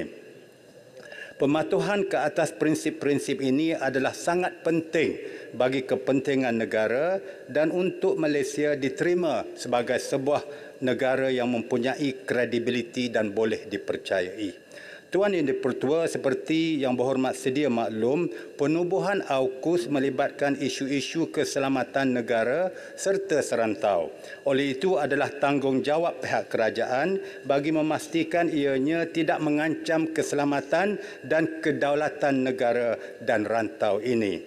Sebagaimana kenyataan Yang Amat Berhormat Perdana Menteri pada 18 September 2020 yang lalu, Malaysia telah menyuarakan kegusaran berhubung AUKUS yang bakal memangkin ketegangan antara kuasa-kuasa lain terutamanya di rantau Indo-Pasifik ini. Sebagai sebuah negara dalam ASEAN, Malaysia memegang prinsip untuk mengekalkan ASEAN sebagai zon aman, bebas dan berkecuali atau ZOCFEN. Adalah penting untuk Malaysia memastikan kestabilan di rantau ini kekal terpelihara. Selain itu, Malaysia juga telah menggesa supaya semua pihak perlu mengambil pendekatan secara waspada atau dengan izin self-restraint agar tidak menimbulkan ketegangan dan mengelakkan tindakan berkaitan ketenteraan atau dengan izin militarisation. Menteri Luar Negeri juga telah acap kali mengulangi pendirian Malaysia berhubung AUKUS melalui beberapa sesi perbincangan dengan negara-negara AUKUS ini. Justru pendirian terhadap kerjasama AUKUS secara amnya adalah selaras dengan dasar luar negeri dan dasar negara berkecuali Malaysia.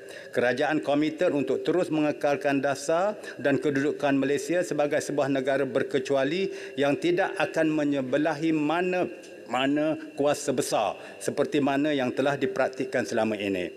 Walau bagaimanapun, kerajaan juga akan sentiasa memantau perkembangan serantau dan tidak teragak-agak untuk menyuarakan kegusaran apabila ia melibatkan kedaulatan dan kepentingan negara. Terima kasih. Terima kasih Menteri. Soalan tambahan. Soalan tambahan.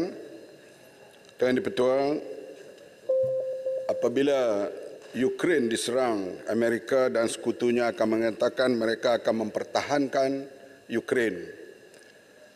Apabila Taiwan mungkin diserang oleh China, Amerika telah buat pengakuan dia akan mempertahankan Taiwan. Amerika bersama dengan Australia dan UK dalam AUKUS.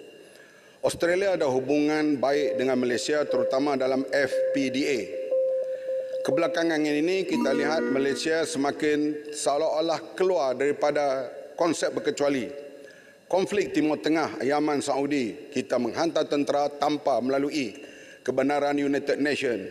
Ini menandakan bahawa Malaysia tidak lagi bersikap berkecuali. Apakah sikap ini mendorong kuasa besar untuk menarik Malaysia ke arah konflik kalau berlaku di rantau ini melalui Australia untuk membawa Malaysia memihak kepada kuasa besar khasnya diketuai oleh Amerika Syarikat?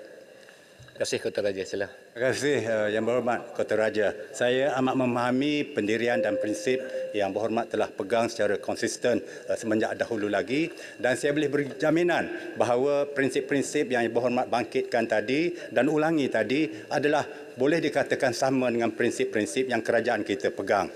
Mungkin dalam satu dua insiden ada boleh dianggap berbeza sedikit, tetapi secara umumnya dasar berkecuali, dasar keamanan untuk rantau kita, dasar tidak terlibat dalam bentuk-bentuk ketenteraan dengan negara-negara asing tetap merupakan pendirian dan dasar luar negara kita.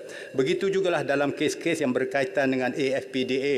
Ini memang tetap merupakan salah satu yang mungkin hanya merupakan satu jenis kerjasama kita yang berbentuk ketenteraan. Itu pun untuk menjamin keselamatan negara kita, dan itu pun bagaimana Yang Berhormat maklum hasil daripada apa yang berlaku di mana negara kita telah dicabar secara ketenteraan di dalam tahun-tahun 60-an yang lalu. Jadi ini insya-Allah akan kekal merupakan pegangan dan prinsip kita dalam isu keselamatan dan dasar luar negara kita. Terima kasih. Terima kasih. Soalan tambahan Tuan Jaya. Soalan tambahan yang kedua, saya tengok sebelah sini tak ada, saya pergi sebelah sini. Sila Yang Berhormat Jerlun. Terima kasih kepada Speaker.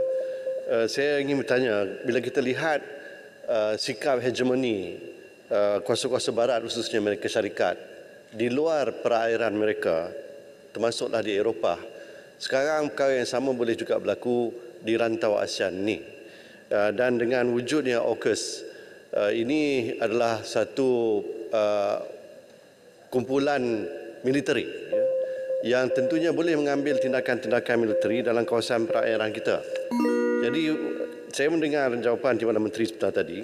Yang pertamanya saya lihat bahawa ucapan Yang Berhormat Perdana Menteri diunggah baru-baru ini pun tidaklah betul-betul menekankan soal keamanan dan Zopfen di rantau ini, seperti mana yang telah ditekankan oleh Yang Berhormat Timbalan Menteri sebentar tadi. Dan apakah tindakan yang boleh Malaysia ataupun ASEAN ambil sekiranya Zopfen kita ini dilanggar ataupun diabaikan dengan kemasukan kapal-kapal selam Amerika Syarikat dan UK di dalam perairan kita? Bila kita lihat bahawa Amerika Syarikat sudah pun memberi tekanan kepada Malaysia apabila kapal-kapal daripada Rusia ingin berlabuh untuk tujuan perdagangan sahaja, bukan untuk tujuan militeri. Jadi apa kesungguhan yang ditunjukkan oleh kerajaan Malaysia ini bersama dengan rakan-rakan ASEAN ini untuk mengelak daripada berkembangnya AUKUS ini? Sila Timbalan Menteri. Terima kasih Yang Berhormat Jerlun. Saya fikir sama juga sentimen sebagaimana yang terdengar daripada Yang Berhormat Ketua Raja tadi, iaitu mengharapkan dan meminta supaya kerajaan memberikan kenyataan dan membuat pendirian-pendirian yang lebih tegas dari segi kita sebagai satu negara dan juga dari segi kita sebagai anggota ASEAN. Sekali lagi saya harap bahawa kerajaan kita juga akan kekal dengan pendirian itu, dan kita akan memainkan peranan kita masing-masing untuk memastikan bahawa penglibatan negara asing dalam bentuk ketenteraan dalam wilayah kita ini akan kita lakukan dalam sebagaimana yang berhormat Jerlun maklumkan tadi sebagai satu negara dan juga sebagai kumpulan negara ASEAN. Ini juga suatu daripada pendirian dan usaha kita yang bermula daripada awal lagi bahawa kita berpaksikan kepada ASEAN sebagai prinsip kita iaitu konsep dengan izin ASEAN Centrality ini untuk menangani cabaran yang pelbagai yang datang daripada kuasa besar di Barat ataupun di Timur. Itu kekal pendirian kita dan saya yakin bahawa kerajaan akan mengekalkan siapa sekalipun yang mengambil alih kerajaan akan mengekalkan pendirian untuk menjamin kemerdekaan Malaysia yang berprinsip ini. Terima kasih. Terima kasih Menteri. Pertanyaan seterusnya saya ingin menjemput Yang Berhormat Datuk Seri Richard Riyad Anak Jaim Serian. Terima kasih Datuk Yang Ketua. Soalan saya, soalan nombor 7. Sila Menteri Komunikasi dan Multimedia Datuk Timbalan menjawab. 3 minit. Terima kasih Tuan Yang Ketua. Assalamualaikum dan salam keluarga Malaysia. Saya mohon untuk menjawab pertanyaan YB Serian bersekali dengan pertanyaan yang dikemukakan oleh YB Bentong nombor soalan 7 pada 2 November 2022. Kerajaan komited dalam memastikan jalur lebar menyeluruh di seluruh negara termasuk di kawasan pendalaman di negeri Sarawak di bawah Plan Jalinan Digital Negara ataupun Jendela. Fasa 1 inisiatif yang telah dan sedang dijalankan di Sarawak dan Parlimen Serian serta Parlimen Bentong setakat suku kedua 2022 adalah seperti berikut. Serian Tapak Menara Baru Perancangan 25 Siap 2. Naik taraf stesen pemancar Perancangan 92 Siap 83. Permis tersedia gentian optik Serian 1267 Siap 2061. Untuk Bentong Tapak Menara Baru Perancangan 23 belum ada yang siap. Naik taraf stesen pemancar 75 Siap 71.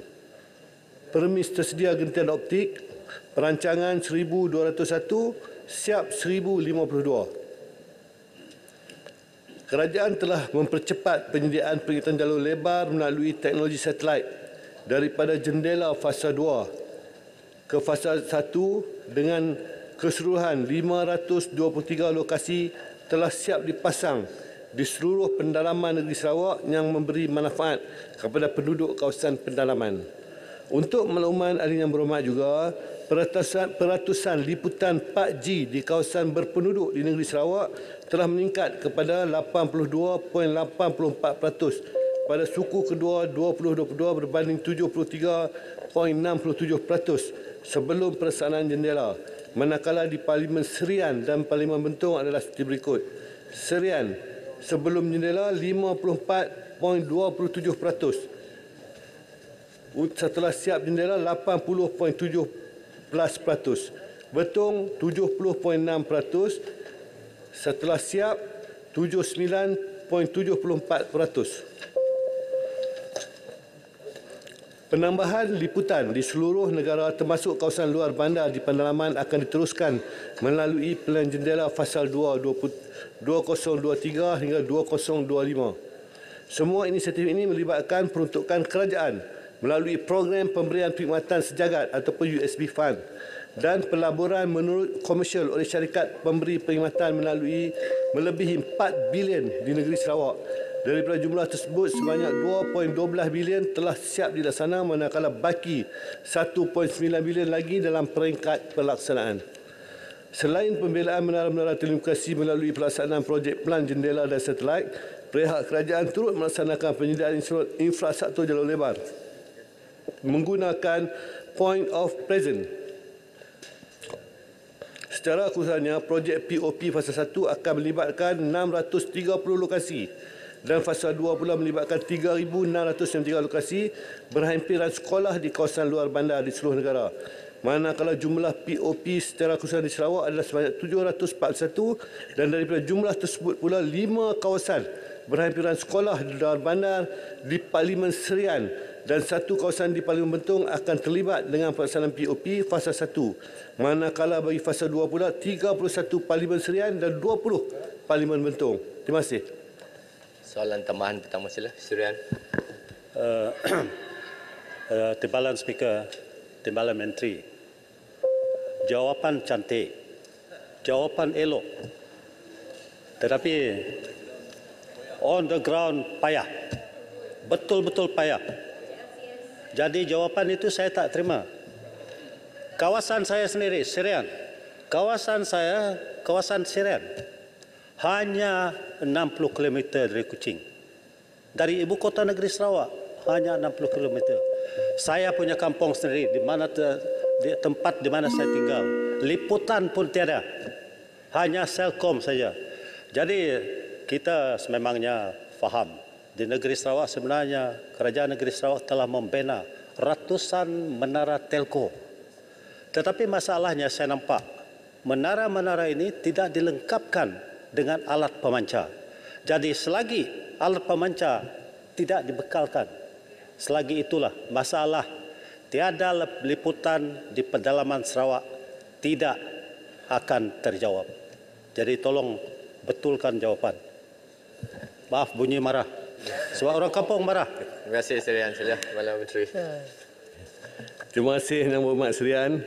Ini untuk maklumat Yang Berhormat lah. Memang kita merancang seperti mana yang saya baca tadi. Tetapi ada cabaran untuk yang kita nak melaksanakan projek-projek tersebut. Antaranya pertukaran lokasi tapak jendela akibat daripada pertindihan lokasi dengan menara di bawah kerajaan negeri. Sebab di Malaysia ni Sarawak saja ada dia punya multimedia sendiri. Tadi kadang-kadang dia bina 4 tower, kita pun nak buat tower. Jadi kadang-kadang tu ada pertukaran lokasi. Pengambilan tanah melibatkan seperti mana dikata tadi semacam JKR juga. Kita nak kerajaan negeri nak ambil tanah kerajaan tempatan. Ini semua adalah proses yang melambatkan kerja-kerja kita. Satu lagi akses ke kawasan yang kita nak bina tower. Terdapat lokasi yang ada sungai. Menyebabkan pencarian tapak ini memerlukan masa yang lebih panjang.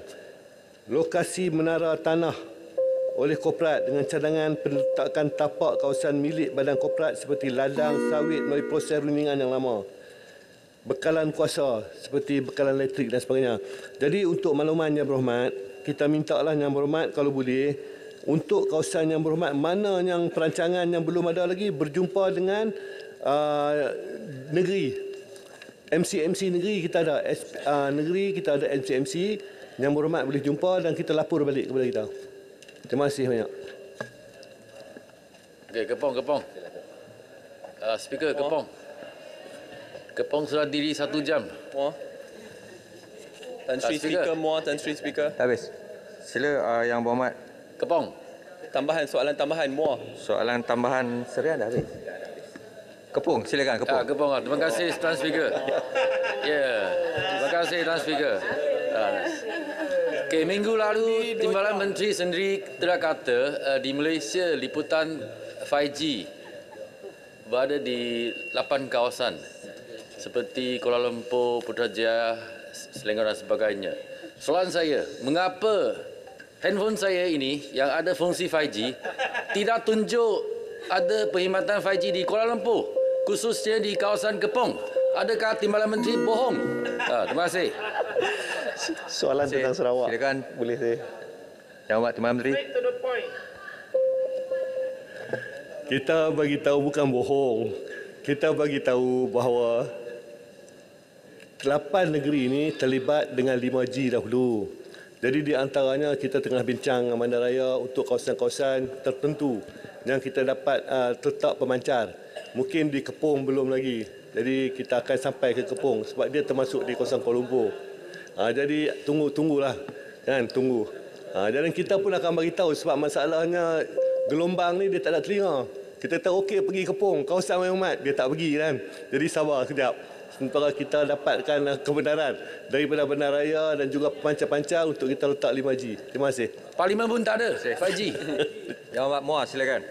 Yang Berhormat Timbalan Menteri, walaupun saya faham Yang Berhormat Timbalan Menteri mungkin berniat baik, tetapi saya rasa bukan saja bagi kerajaan ini, tapi sudah 3 kerajaan ya Saya rasa angka-angka rasmi daripada kementerian berkenaan capaian internet adalah penipuan terbesar. Tadi kita dengar di Sarawak sudah capai 80%. Tak payah pergi ke Sarawak, angka rasmi bagi parlimen saya di Muar dah nak 100%. Tak payah pergi jauh, 30 minit saja daripada bandar pergi ke Sungai Balang, tak ada 4G pun, 3G pun sangat lemah. Bila saya terbang ke KK, mandi sungai 30 minit daripada KK. 4G pun tak ada, internet tak ada langsung. Sebab tu apabila banyak kali, ini bukan pertama kali saya bangkitkan, berkali-kali dah tunjuk kawasannya kat mana. Buat liputan, laporan, sidang media khas. Tindakannya tidak menyeluruh. Persoalan saya ini dua perkara. Pertama, bagaimana kerajaan mendapatkan audit berkenaan capaian internet ini supaya dia telus dan tidak ada telco ya yang mungkin berkepentingan peribadi yang kata mereka telah letak rural internet infrastructure, tetapi penipuan terbesar. Kalau kawan saya di Muar tak dapat, bayangkan Sabah dan Sarawak. Dan yang kedua, walaupun capaian itu ada, tetapi kadang-kadang menunjukkan bahawa anak-anak muda, mahasiswa di Borneo lebih 50% tidak ada tablet, laptop dengan smartphone langsung untuk gunakan internet. Apakah cadangan dan solusi daripada kementerian? Terima kasih. Terima kasih. Terima kasih. Sebab tu saya katakan tadi, kalau boleh, pertama sekali kawasan yang tak ada liputan tu, tolong kita bagi tahu kepada MC negeri. Kuala Lumpur dia ada MCC negeri, tiap negeri. Okey. Yang kedua, contohnya tadi Kepung bagi tahu tentang DMB tak ada liputan. Saya nak terangkan di sini. Kita MC kita keluar duit, kita bina menara. Kita bantu telco. Kena ingat tu, kita keluarkan duit kerajaan, duit tuan-tuan, duit rakyat, kita buat menara.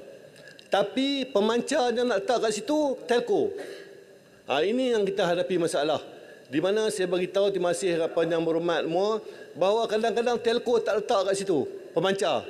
Dia tak tambah kekuatan pemancar. Jadi kita arahkan dia sebab kuasa MC mengarah. Contoh DNB 5G. Tadi Kepung beritahu 5G tidak ada di Kepung. DNB dia mengarahkan telco. Kadang-kadang kita tak dapat kerjasama telco. Telco tak setuju. Tak setuju mungkin banyak sebabnya tak setuju. Jadi dia tak bagi kat Kuala Lumpur kawasan-kawasan yang kita arahkan. Sebab DNB pula dia tak ada kuasa mengarahkan telco. Yang ada MC. Sebab yang buat 5G ni DNB. Jadi kita kena ingat. Sebab tu dalam parlimen kita bagi tahu bahawa serah balik 5G ni kepada MC. Supaya kita dapat arahkan telco. Kena sign mengikut peraturan. Sebab kita ada akta memaksa telco supaya ikut cakap kita. Jadi ini adalah kesalahan yang kita hadapi. Dan kalau boleh, maknanya kalau kita tuan-tuan lapor, kita akan bagi tahu telco kenapa tak boleh memancar kat sini. Sini tak lain. Jadi maknanya sebab tenaga kita pun bukanlah kita dapat cek semua tempat. Jadi kita harap penduduk akan komplain dan cek tempat yang ada lain. Yang kedua, last sekali. Tuan-tuan, kita ni yang berhormat, kita ada teknologi. Teknologi kata kawasan tu 1 bar saja, kita boleh naik jadi 4 bar. Tapi teknologi ni kena bayar. Dan ataupun kita kena ambil duit USB fund di kawasan luar bandar. Di bandar tak boleh. Di luar bandar kita boleh ambil. Dan kalau boleh, contoh di Sarawak ke di mana, kita boleh pakai duit kerajaan negeri sebab dia ada telco sendiri. Dia ada badan agensi multimedia dia sendiri. Jadi kita minta swasta. Yang ni kena bayar. Maknanya kita nak kuatkan kawasan tersebut, sebab kita nak pakai pemancar sendiri, kita kena bayar. Jadi kalau boleh, maknanya ahli parlimen minta bajet. Kita bayar tu. Untuk kawasan-kawasan ini. Sebab kita ada beberapa teknologi yang kita kena bayar untuk kita dapatkan liputan yang terbaik. Ini kena tambah duit sikit. Terima kasih, Yang Berhormat. Terima kasih.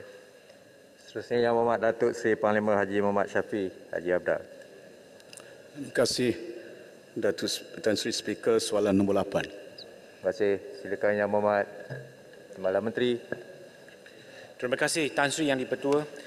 Isu trade protectionism bukanlah satu perkara baru tetapi telah banyak diperkatakan dan semakin runcing akhir-akhir ini berikutan penularan wabak COVID-19 dan disusuli dengan konflik antara Rusia dan Ukraine.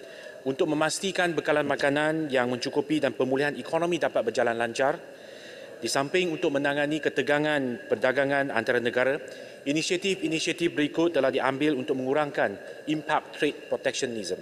Yang pertama, mempelbagaikan sumber bahan mentah dan makanan dari pelbagai negara alternatif bagi memastikan bekalan domestik mencukupi dan harga berada di tahap mampu milik. Keduanya, Malaysia konsisten dalam membangkitkan isu trade protectionism ini dalam mesyuarat atau persidangan antarabangsa di semua peringkat, termasuk mesyuarat dua hala, mesyuarat serantau seperti ASEAN dan juga APEC, dan juga di peringkat pelbagai hala iaitu Pertubuhan Perdagangan Sedunia WTO bagi memastikan amalan ini tidak dilaksanakan dalam perdagangan antarabangsa. Semasa persidangan Menteri WTO yang ke-12 yang diadakan Jun yang lalu, Malaysia telah menyeru supaya WTO selaku institusi antarabangsa yang mengawasi sistem perdagangan pelbagai hala agar bertindak segera bagi memastikan kestabilan, keselamatan dan keboleh ramalan perdagangan antarabangsa dalam menangani krisis semasa terutamanya trade protectionism. Malaysia telah menekankan bahawa usaha-usaha perlu dipertingkatkan untuk menyelaras prosedur perdagangan dan mempercepatkan kelulusan untuk barangan keperluan yang penting dan mudah rosak seperti makanan dan ubat-ubatan, khususnya dalam menangani krisis kesihatan awam dan juga makanan yang dihadapi pada masa ini, selaras dengan kewajipan yang ditetapkan di bawah perjanjian fasilitasi perdagangan WTO. Di peringkat ASEAN pula, mesyuarat Menteri-Menteri Ekonomi ASEAN yang ke-54 baru-baru ini telah bersetuju untuk mengukuhkan lagi komitmen supaya tiada larangan atau sekatan ekspor yang tidak konsisten dengan peraturan-peraturan WTO, Perjanjian Perdagangan Barangan ASEAN atau singkatannya ATICA, dan Memorandum of Understanding on the Implementation of the Non-Tariff Measures on Essential Goods under the Hanoi Plan of Action. Tan Sri Yang Di-Pertua, dalam kerjasama ekonomi di rantau Asia Pasifik, Malaysia bersama dengan rakan-rakan APEC juga giat berusaha untuk memastikan rantaian bekalan di rantau ini tidak terganggu. Sebagai contoh, semasa pandemik, ekonomi Asia Pasifik telah bermuafakat dalam memastikan bekalan vaksin, ubat-ubatan dan barangan keperluan tidak terputus. Tan Sri Yang Di-Pertua, inisiatif ketiga iaitu melalui Perjanjian Perdagangan Bebas. Malaysia turut menekankan aspirasi perdagangan bebas dan adil bagi memajukan lagi usaha liberalisasi perdagangan untuk mempercepatkan lagi proses integrasi ekonomi global sekaligus menentang trade protectionism. Dan keempat, Malaysia turut mengambil langkah proaktif dalam menjalinkan hubungan baik dan erat dengan negara-negara dagang utama. Terkini, Malaysia telah menyertai Rangka Kerja Ekonomi Indo-Pasifik atau singkatannya IPEF bersama 13 rakan dagang di rantau Indo-Pasifik, dan IPEF ini dilihat sebagai instrumen diplomasi ekonomi yang penting dalam mengukuhkan jalinan hubungan dan kerjasama di antara negara-negara IPEF yang dapat meminimumkan trade protectionism yang dibangkitkan oleh Yang Berhormat Sempurna. Dan kesemua pendekatan dan inisiatif yang diambil oleh kerajaan ini merupakan inisiatif untuk mengurangkan atau meminimumkan trade protectionism dan seterusnya menyumbang kepada pemulihan ekonomi negara pada masa yang sama mengawal kadar inflasi dan kos sara hidup rakyat. Terima kasih, Tan Sri Yang Di-Pertua. Tan Sri, terima kasih Tan Sri. Setelah mendengar apa yang telah dijawab oleh Yang Berhormat Timbalan Menteri berhubung kait dengan protectionism, dan saya mendapati bahawa Yang Berhormat Timbalan Menteri telah menyatakan bahawa dasar kerajaan pada hari ini ialah supaya mengelakkan amalan itu dilakukan pelindungan. Ya? Dan saya melihat bahawa ini tak konsisten dengan amalan kerajaan yang ada pada hari ini. Kita sedar dan tahu bahawa salah satu langkah mengatasi protectionism iaitu barter trade. Kita boleh berdagang dengan minyak masaknya, oil kelapa sawitnya, dengan barang-barang lain. Ya, tapi kita lihat, kita nakkan ayam, contoh. Kita kawal ekspor ayam ke luar negara. Saya bekas Menteri Dalam Negeri Perdagangan. Saya nyatakan kita tak pernah pun menghalang pengeksportan harga ayam ke luar negara. Ya, apa yang penting kita tingkatkan productivity negara kita untuk membolehkan supaya food security secure. Cukup untuk ayam dibekalkan. We need to know berapa juta, 15 juta ekor ayam yang perlu dibekalkan dalam negara kita. Tapi saya melihat dasar kerajaan hari ini bercanggah dengan apa yang Berhormat nyatakan. Kita amalkan, kita ban ekspor of ayam, kita subsidize ayam dengan berjumlah hampir 400 juta ringgit. Telurnya, ayamnya, minyak masaknya. Where the country goes, how do you manage the financial system in this country? Ya, dengan jumlah subsidi yang begitu besar, ya. Dan di samping itu dah kita lift up ayam. Nak menembusi Singapura punya market dah tak boleh dah. Pasal Singapura dah dapat daripada Thailand. Jadi ini yang kesannya saya berharap jangan cakap lain, buat lain. It must be very consistent. Dari segi amalan, bila negara lain mengambil tindakan bawang dahulu, kita India nak ban dan kita protes, ya, pas itu. Tapi hari ini kita juga ban ayam yang ada. Ya, saya sedar itu food security, but can we increase productivity? Market interventions is a failure in the market forces yang ada. Ya, market mechanism must prevail in the economy. Jangan ada intervention banyak sangat. Terima kasih banyak. Terima kasih, Yang Berhormat. Silakan. Terima kasih Tan Sri Yang di-Pertua dan terima kasih kepada soalan tambahan yang dibangkitkan oleh Yang Berhormat sempurna. Saya fikir kerajaan Malaysia tidak lari daripada amalan perdagangan bebas yang diamalkan selama ini. Kerana kita juga merupakan negara anggota, contohnya kepada perjanjian RCEP yang berkuat kuasa pada 18 Mac. Dan berkenaan dengan beberapa perkara yang dibangkitkan oleh Yang Berhormat sempurna, saya fikir yang dilakukan itu mungkin apabila kita menghadapi krisis pandemik ataupun sesetengah krisis. Dan dia bukan merupakan amalan dan hala tuju kerajaan kerana kita masih bertegang teguh kepada perdagangan bebas. Yang Berhormat sempurna, sekiranya kita lihat jumlah perdagangan Malaysia dari bulan Januari hingga 8, ekspor kita mencecah 1 trilion. Itu merupakan masa tersingkat kita dapat mencecah nilai ekspor kita 1 trilion. Dan jumlah perdagangan kita juga telah mencapai melepasi 1.8 trilion ringgit Malaysia. Ini menunjukkan perdagangan bebas yang diamalkan oleh negara kita ini membolehkan barangan, produk dan juga perkhidmatan negara kita sama ada untuk import dan ekspor. Begitu juga perdagangan bebas yang diamalkan oleh negara kita juga memberi keyakinan kepada pelabur-pelabur asing. Dan tahun ini untuk 6 bulan yang depan kita telah meluluskan jumlah pelaburan 123.3 bilion.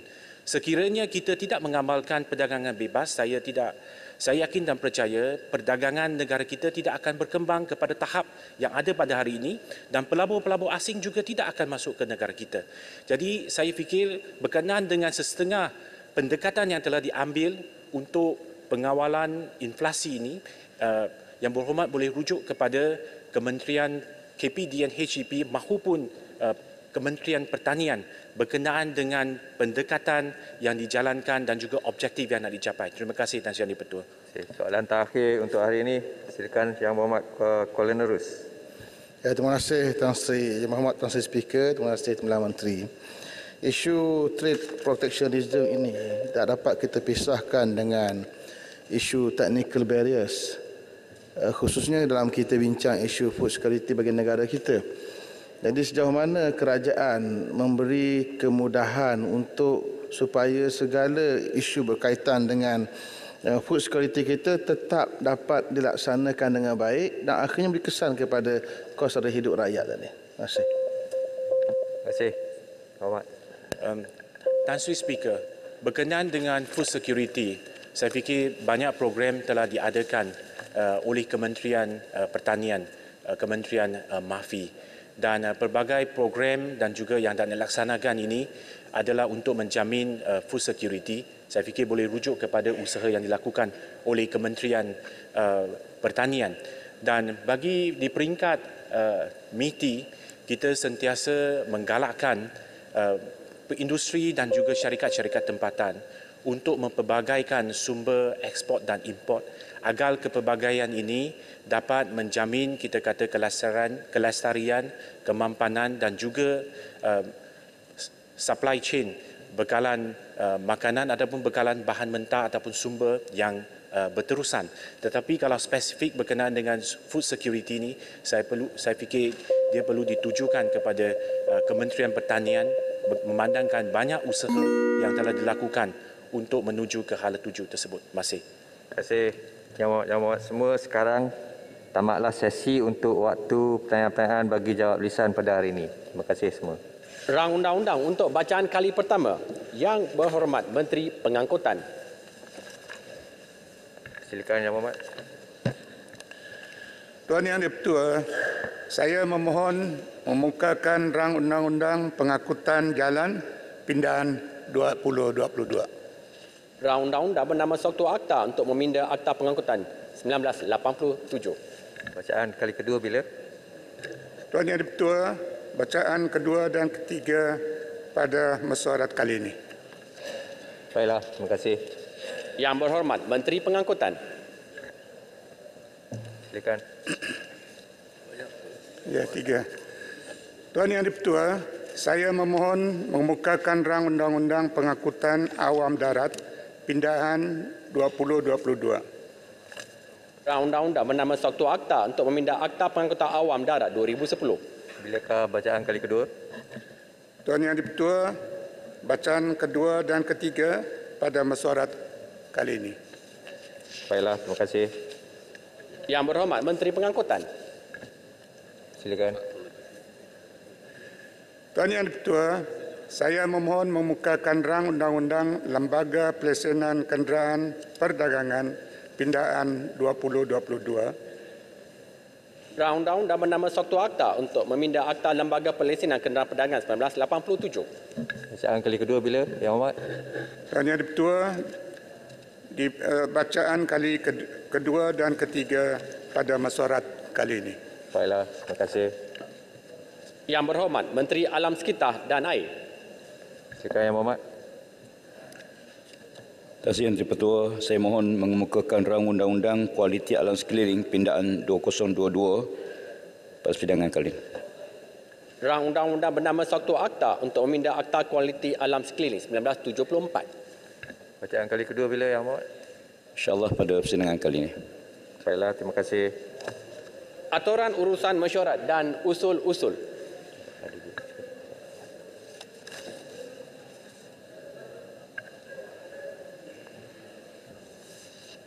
Terima kasih. Bismillahirrahmanirrahim. Assalamualaikum warahmatullahi wabarakatuh. Tuan Yang-Pertua, bahawa menurut Peraturan Mesyuarat 90/2 dan dengan persetujuan Tuan Yang Di-Pertua, saya mengemukakan usul untuk menghentikan penguatkuasaan Peraturan Mesyuarat 6, iaitu bagi menangguhkan pemilihan timbalan Yang Di-Pertua Dewan Rakyat seperti perkara 1 yang tertera dalam aturan urusan mesyuarat dan usul-usul hari ini ke mesyuarat yang akan datang. Ada yang menyokong? Saya sokong. Terima kasih. Ahli Yang Berhormat, sekarang saya kemukakan masalah kepada majlis untuk diputuskan. Masalahnya ialah usul seperti yang dikemukakan tadi. Hendaklah disetujukan. Ahli Yang Berhormat yang bersetuju, sila kata bersetuju. Yang tidak kata tidak. Ya, betul. Boleh saya dapat tahu kenapa ia ditangguh setiap kali Parlimen bersidang? Penjelasan. Kerana telah disetujui. Lebih suara bersetuju, maka usul disetujukan. Terima kasih. Ya, betul. Boleh saya dapat penjelasan? Tak perlu penjelasan, Yang Hormat. Dah setuju, Yang Hormat. Itu tadi dah setuju. Kerana tidak ada kesepakatan. Tuan Yang Tua, mengikut Peraturan Mesyuarat 12.1, saya mohon mencadangkan bahawa mesyuarat pada hari ini tidak akan ditangguhkan hingga jam 7.30 malam dan selepas itu majlis mesyuarat akan ditangguhkan sehingga jam 10 pagi hari Selasa 4 Oktober 2022. Yang menyokong? Tuan Speaker, saya menyokong. Terima kasih Yang Berhormat. Ahli Yang Berhormat, sekarang saya kemukakan masalah kepada majlis untuk diputuskan. Masalahnya ialah usul seperti yang dikemukakan tadi hendaklah disetujukan. Ahli-ahli yang bersetuju sila kata bersetuju. Yang tidak kata tidak. Satu saja suara tidak. Lebih suara bersetuju maka usul disetujukan. Usul.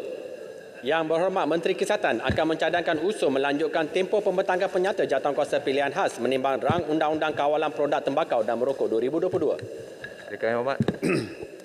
Assalamualaikum warahmatullahi wabarakatuh. Waalaikumsalam.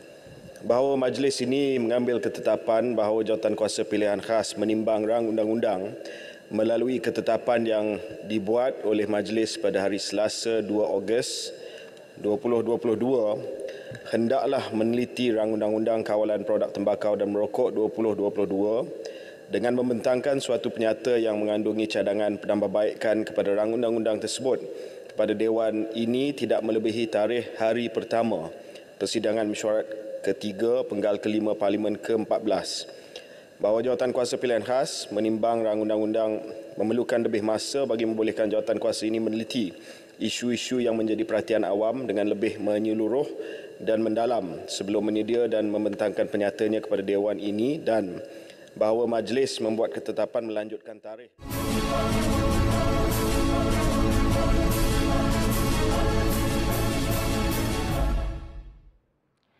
Assalamualaikum, bersua kita sekali lagi bagi langsung dari Parlimen, dan bagi anda yang baru sahaja bersama kami ketika ini sedang berlangsungnya pembentangan semula RU Kawalan Produk Tembakau dan Merokok 2022 oleh Menteri Kesihatan Khairy Jamaluddin, dan sebelum ini juga sebanyak 8 soalan sudah pun dijawab bagi pertanyaan-pertanyaan bagi jawab lisan, dan antara intipatinya adalah bagi soalan pertama, soalan yang diajukan oleh Ahli Parlimen Pasir Salak yang dijawab oleh Menteri di Jabatan Perdana Menteri Ekonomi Datuk Seri Mustafa bin Mohamed, yang mengatakan bahawa ekonomi Malaysia telah menunjukkan pertumbuhan yang lebih kukuh walaupun ekonomi global berada di tahap yang mencabar, iaitu sebanyak 5% pada suku pertama tahun ini dan 8.9% pada suku tahun ini. Baik, seterusnya beliau turut berkatakan bahawa kerajaan yakin sasaran pertumbuhan keluaran dalam negara kasar KDNK di antara 5.3% hingga 6.3% bagi tahun ini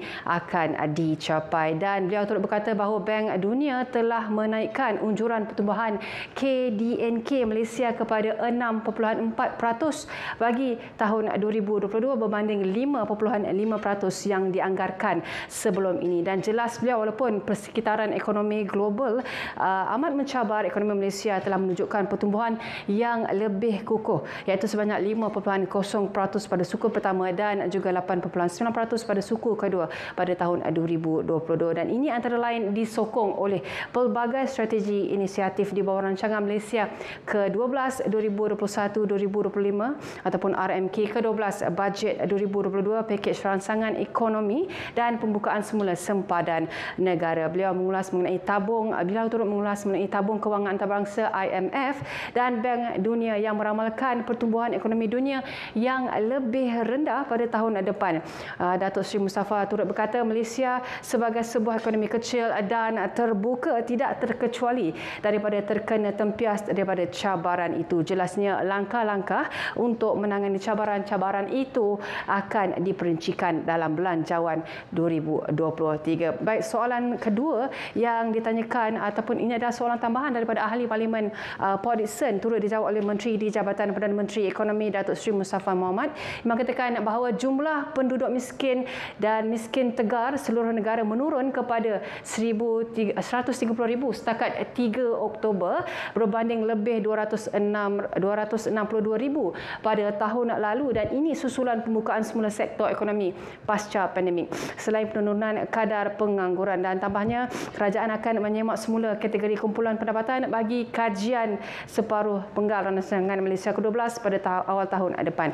Baik, selain di saluran berita RTM, anda juga boleh ikuti kami di rtmparlimen.rtm.gov.my, dan insya-Allah kita akan bertemu sekali lagi esok pada waktu dan jam yang sama langsung daripada Parlimen. Assalamualaikum dan jumpa lagi.